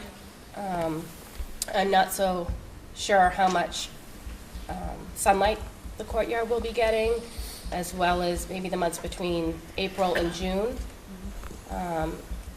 I don't know if that courtyard's still going to be fairly dark and shaded. And I know that they're, it'd be ideal to be able to grow gardens and have shrubs and trees in that location. I'm not sure if that would really be practical, who would maintain it, and will it actually grow with not a lot of sunlight during kind of the more shaded months. But, if we can't have the gardens grow and be maintained during the school year, who's going to be here over the summer when things actually grow to use it practically? And now you also spoke about the courtyard, bringing in natural light. So looking at the plan, the second board down on the easel in the middle, so the light will be coming from the neighborhood side. In this drawing? Yeah. I'm not sure if everybody can see it, but I'm not sure how much light will get into the cafeteria space because it's sort of internal. I see that there's some perimeter sort of alcoves.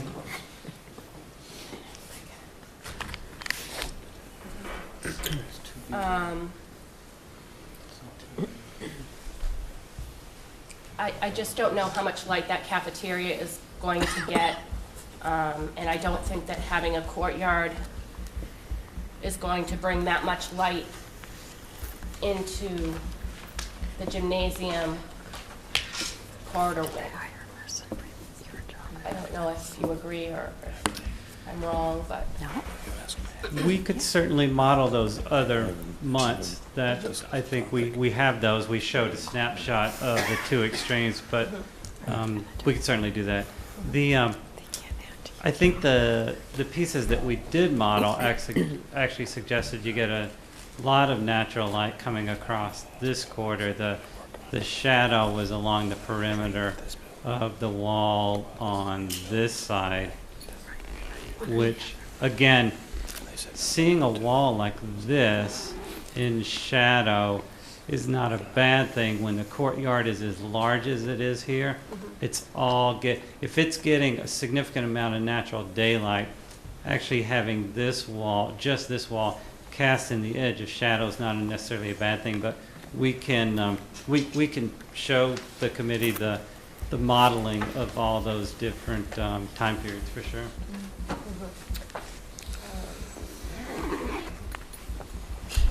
Question for you, Mayor. When you got the $1.5 million appropriation for the schematic design, For the feasibility study? for the Right. feasibility study, yeah. If my memory serves me correctly, the estimated cost at that time was $80 million. No matter which one of these options we finally select, you're looking at an extra $40 million that has not been explained to the paying public. Is that your question? Yes, are you comfortable with these different spreads on numbers? Well, as you know, the numbers that were talked about as a range of cost for this project, when you talked about an $80 to $90 million projection, were talked about a few years ago. We're looking now at construction that will start sometime, I don't want to get the timelines wrong, but what are we looking for in construction? Probably But another- the early part of 2016 with the early site package. Okay, so about a year out, which is several years later than I think that initial cost projection was first stated.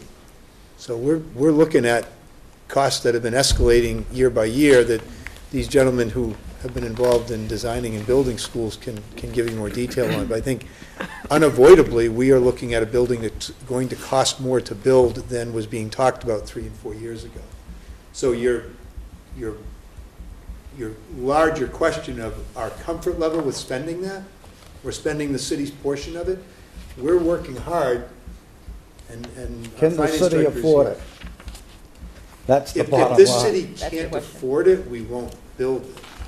We're working to make sure that we can afford it, and part of that is timing, part of that is ensuring the maximum of state reimbursement, and part of that is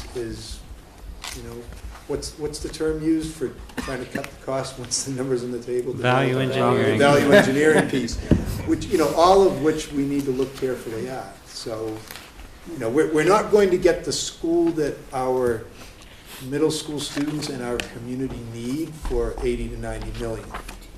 How much more we need to pay and how we balance what we can afford to pay and when we can afford to pay it with what we absolutely need and can't compromise on, that's, those decisions are laying in front of us. And they're not made yet. They're not fully made. They're quite concerning. Absolutely, absolutely. No, I think it's something we'll all be talking quite a bit about going forward. Not knowing what the city's financial status is at this point in time.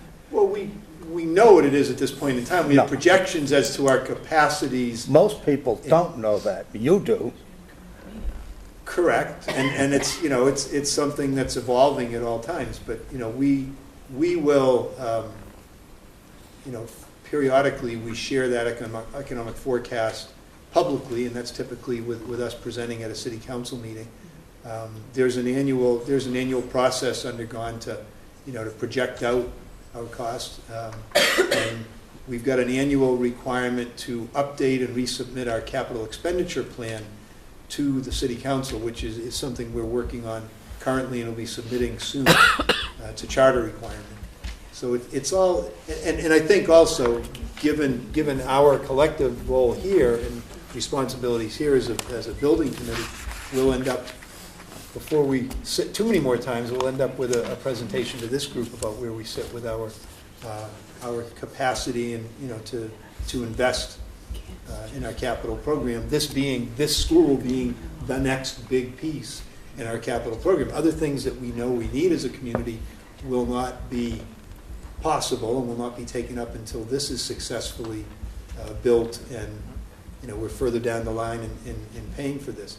As we all understand, a healthy community is investing in its infrastructure, issuing debt, and retiring debt on its infrastructure in an ongoing way, in a measured way. And that's been done, over the past couple of decades with a number of different investments. The most recent investments that we're seeing are just over the last couple of years in City Hall and our public library. Prior to that, it was the elementary school program of several schools. We know we have public safety infrastructure needs that are going to wait until this is successfully has been successfully invested in. We've got some debt service that we've been successfully meeting as a community that will be completed in coming years. Some of the elementary school debt will have been paid in full and will, as we say, drop off the books 2020.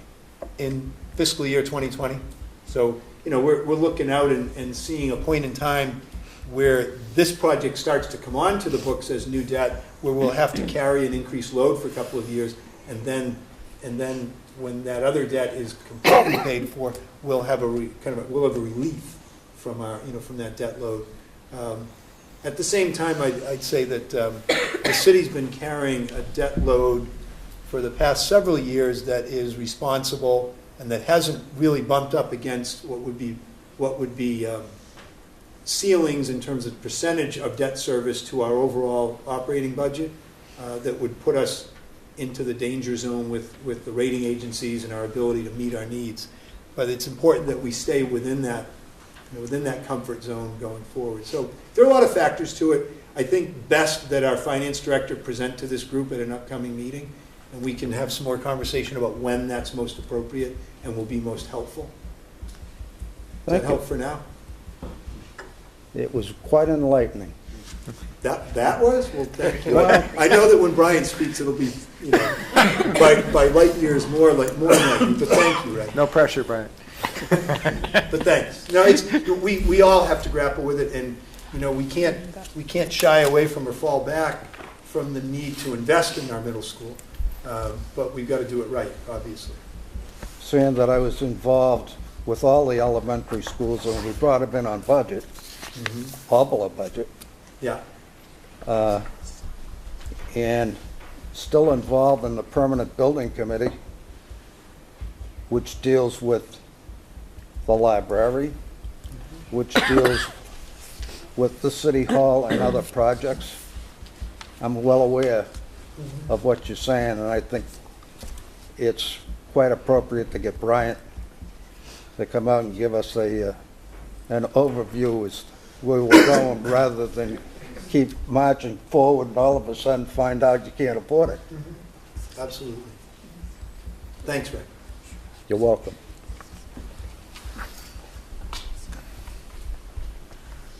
Got a question for you. Okay. Have you done it? Hope it's not as difficult as that one. No, but that's the basis for the whole thing. If you got the money to pay for it, fine. If you don't, then you're spinning your wheels. Has an actual site survey on the ground been done? We have, in terms of a topo and boundary survey, Yes. what's the percentage complete? Do we?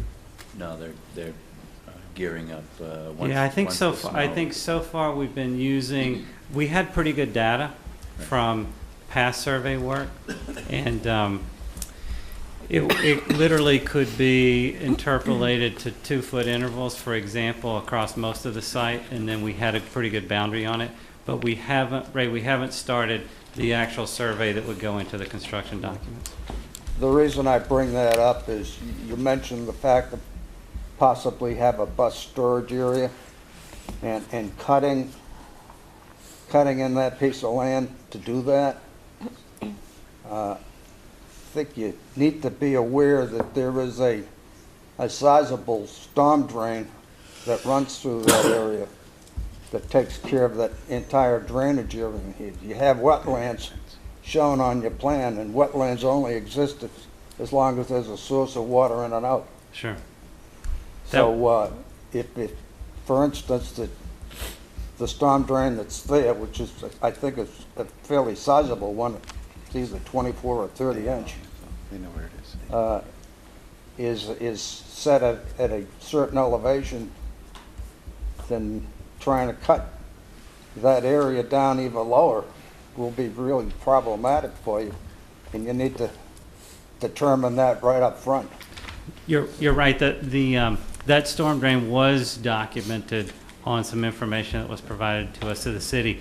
I didn't talk about it, but the area that we're proposing to cut actually ends up being the highest area of the site, and that corner goes up into that. So really, we're not going down there, but we do. There's certainly a lot of data. To your point, there's certainly a lot of data that we would gather as part of the on-ground survey.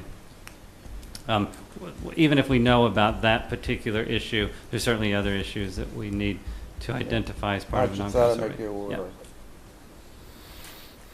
Yes, Jennifer? Would you mind flipping to the first massing model slide?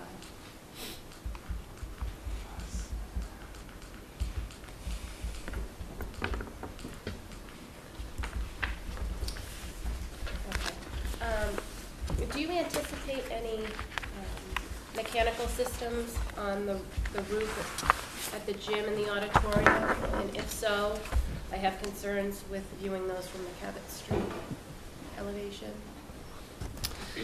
I think that there are possibilities that both of those spaces, like for example with the gym, it would have units on the roof. The ability to push those, back behind the academic area or get them well off Cabot Street is certainly there, as it runs, such a long distance. The auditorium, in a case like that, where we've got that space and then we've got a smaller space backed up to it there in the corner, if we found that the sight line, we couldn't deal with the sight lines from Cabot Street in terms of being able to locate units up there without being able to see them from Cabot Street, we would push them into the upper volumes of that piece that you see projected out there in the corner, and they'd be built into the building itself. I think that certainly we always have concerns about rooftop equipment. I think for those two spaces, it's easy to handle that. It's a good question. We might even utilize, if we, in a worst case scenario, if we wanted to hide something like the gym equipment, then we sometimes utilize a volume adjacent to it, like the locker room. Like sometimes we want that equipment to not be on the roof, to put it inside the building. In our early conversations about this building in general, Mike, we've been working with Mike Collins and talking about, in an ideal world, we would try to create, an equipment room, an internal room that would house a lot of that equipment so you don't have to expose it to the weather. I know it's certainly done all the time, but every time we've done internal equipment rooms, I can tell you when you go back to those schools, 20 years later, the equipment's in much better condition than it is if it's been on the roof that entire 20 years. So it is something we'll be looking at as part of the design. And as I mentioned before, I'd be interested in, I understand that program drives the interior design and the adjacencies, but I still have some significant concern with the exterior facade on the Cabot Street side. And the location of the cafeteria being outside these neighborhoods. I know it sounds ideal, programming-wise, to be able to have that adjacent to the learning pods, but I also think it would be a nice exterior design to have the cafeteria on the Cabot Street side where the auditorium is. And and didn't know if that was a possibility. Let me just jump in, if I could, Scott. Jen, I know at the last meeting, you talked a bit about the cafeteria being one of the benefits of having it up where the media center is in the proposed option 1A, is that the public can come in and use it. Yep. The public can come in and use it in this design as well. They're not likely to use it during the school day when the kids are using it. But they could certainly use it in the evening just as easily, because you're just talking about another 25 or however many steps, Yep. down the corridor. So it doesn't mean that from there you couldn't have it be a benefit to the public and a resource for the public. The suggestion of it replacing the auditorium is more based on a thought that it would be more aesthetically pleasing to have that be part of the facade that faces the main street. Is that what you're suggesting? Yeah, to get windows to the outside, and for the people in the cafeteria to be able to look out, and for the people driving by to be able to see something other than a brick facade or Right. reliefs within the brick. I'm looking at it, program-wise, it might work great but realistically, like you said, is it okay for them to walk around the corner to go to the cafeteria in the front of the school if it makes the exterior look visually more appealing? I think one of the trade-offs there, because I understand what you're saying, is the cafeteria, the thought in placing it where it is, facing the neighborhoods, is that it can be a resource throughout the day, not just at lunchtime.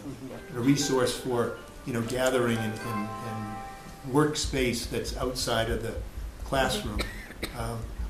Maybe we can just ask Scott to go back to. Matt would be happy to talk to. Okay, and then I really want to get to the exterior conversation after that. I think just to support what Mayor Kale said is You got to programmatically, speak loudly, because that's just what, like camera. that's exactly what the staff have been looking for, to utilize those cafeteria spaces and the teams beyond just the cafeteria during the day, to have spaces they can break out in constantly and make those utilized much more than what we currently use it there. So that was the thought process, to have them so close to the teams, have more availability, have team meetings there, breakout spaces, things like that. So that was some of the things that our staff had actually requested and went through the visioning process, was looking for that closer to the team areas, make it much more viable. Actually, before you get to Scott and the facade, one of the other things that the educational group talked about at length, and it's one of the things I enjoy most about coming into any of our public schools, is that we talk about creating display space around the schools for student work. And so what I like is the fact that when you walk into a building, you do have to walk a bit before you get to where you're going, whether it's the auditorium or cafeteria. And that gives us a lot of opportunities to show off what the students have been doing in the building. And so one of my favorites is when I go to an open house at the Cove School, and if it happens to be down in the library or PTO meeting, I really have to walk down 2 or 3 corridors full of student work, which I really appreciate. And it really sells to the parents and the community. This is what the students are doing here. And so there's actually somewhat of a benefit to make our community walk through our buildings. Certainly there's a benefit to having it very conveniently right there at the front, but there's also a benefit to the community of just making them move through the building. They get some exercise at the same time. And they get some exercise, sure. Sorry. No, thank you. Scott, could you just touch on, just go down the proposed front of the building on the Cabot Street side, auditorium, band choral, administrative offices entry, media center, library. Could you just touch on each segment and what you're suggesting we'll see on the exterior? Sure. I think I'll look at I think I'll explain it from the aerial three-dimensional perspective here, because it allows you to kind of see the entire building in context in terms of its scale and everything. But this is, as Troy mentioned when we were going through this diagram, this is Cabot Street. And the auditorium makes up the section. I should first point out, actually, there's a piece of the building here that pretty much gets blocked by this property that Troy mentioned that projects into the corner here. So visually, even if you go to the Memorial School now, visually you don't even pick up the fact that there's really property or land or anything going on. The first time you sort of pick it up visually is once you get to this point. So when we think about that, the auditorium becomes this first piece, and it occupies the facade from here to here. You see a little bit of a bump right here. That's the end of it. So it's approximately, depending on the final building design, it's approximately 30 to 40% of the building, probably closer to 30. But then you have the piece that will be the administrative component, the music component, a variety of other small programs pieces in here. And with that and I'm going to go back to the auditorium and what we want it to be on the facade, but with this administration component, we usually try to punch quite a bit of glass and windows into that area. So if the office is back here and staff is passively manning the office, that visually they can see out and see the activity in the parking lot and seeing what's going on. So it's the reason we like to have a pretty strong administrative component right off of an entry lobby, but also create a lot of visual connections between the staff that'll be working in there and what's going on out in front of the building entry. And then certainly the library on that corner allows us to not only finish off the front facade along Cabot, but to make a transition around the corner. Whenever you have a building that's got a corner like this that is so prominent, you always visually want to make sure that it carries you around that corner and that the building doesn't just die here. And even though we may have exaggerated that slightly by using this curved form, the curved form is probably the strongest kind of form in terms of carrying that around. There are other ways to carry it around, and as we study the schematic design of the building and start to develop more detailed drawings on the exterior of the building, we'll be exploring various options for all parts of the building, but certainly this corner will be an important part of that, but the library makes up a large piece of that. And so when we think about that space, we think about transition, we think about transparency, we think about the daylight that'll be coming in there. We also think about this entry point and making sure it's secure, safe, and it says entry. We'll do a variety of different design sketches and studies to make sure that somebody who's moving along Cabot Street or entering the site clearly knows that's the place they're supposed to go into the building. The auditorium will end up anchoring kind of these chain of spaces moving in this direction, and we want that facade not to be just a blank two-story facade, because as a two-story facade, it's low enough, as a two-story building, it's low enough that it's not going to hover over Cabot Street and seem like this a large, enormous building when you're going by, versus, for example, putting the four-story building out here. But we also want that to be dynamic. Now, what does dynamic mean? I would suggest as an extreme example, the Sydney Opera House is an dynamic example of a performance space where you have no windows, but clearly you know something exciting is going on inside. We want that facade to communicate that that is the performing arts space within the building. What does that mean? It means we manipulate that facade in a way that somebody moving past the building goes, oh, performing arts are going on in there. And that doesn't have to be a window. That can be from some little simple gesture etched into a series of concrete panels, musical notes. There are all kinds of literal and more abstract examples of how you can make that a very dynamic facade that communicates that this building has a performing arts center. And I think that's what that's the way we think we can take advantage of the fact that it anchors that first kind of 1/3 of the facade there. Thanks.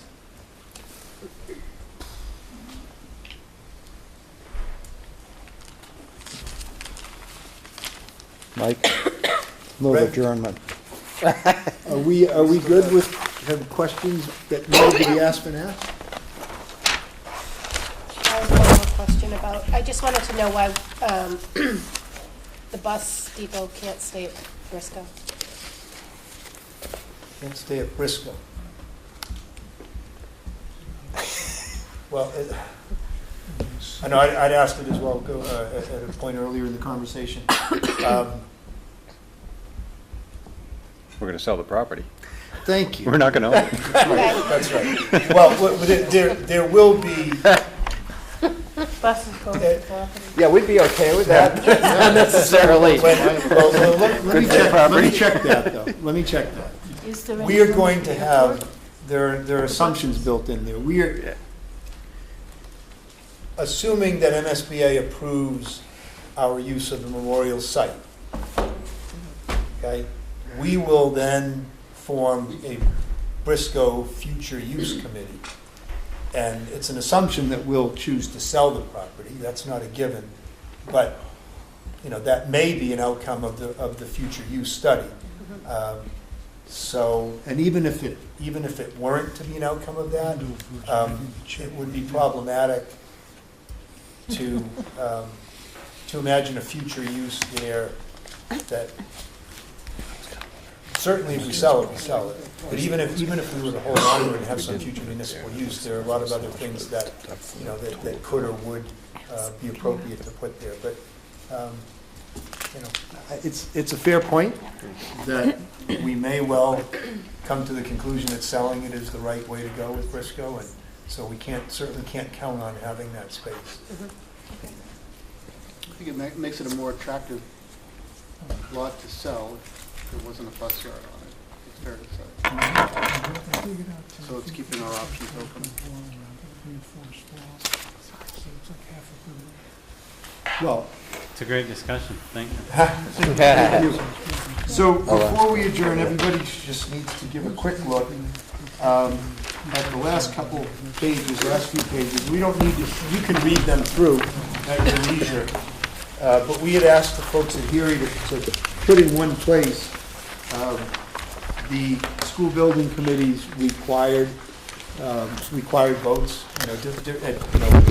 through the process. Where will you be asked to make formal decisions?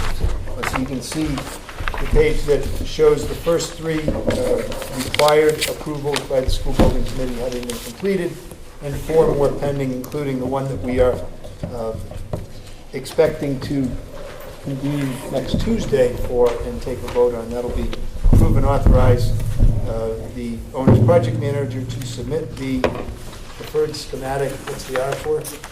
Report package, thank you.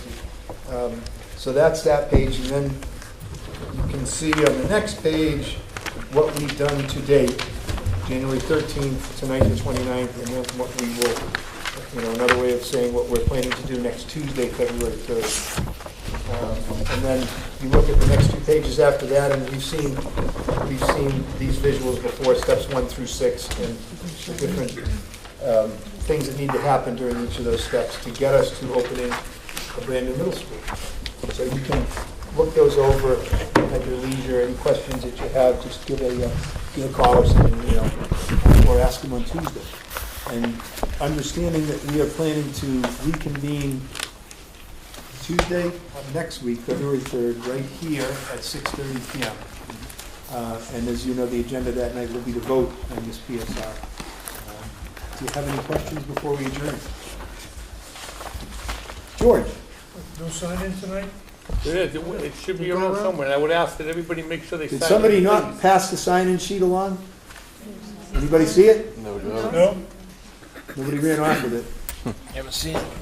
Should another one? I got one. We'll just create one. Bad. Do we need a sign out?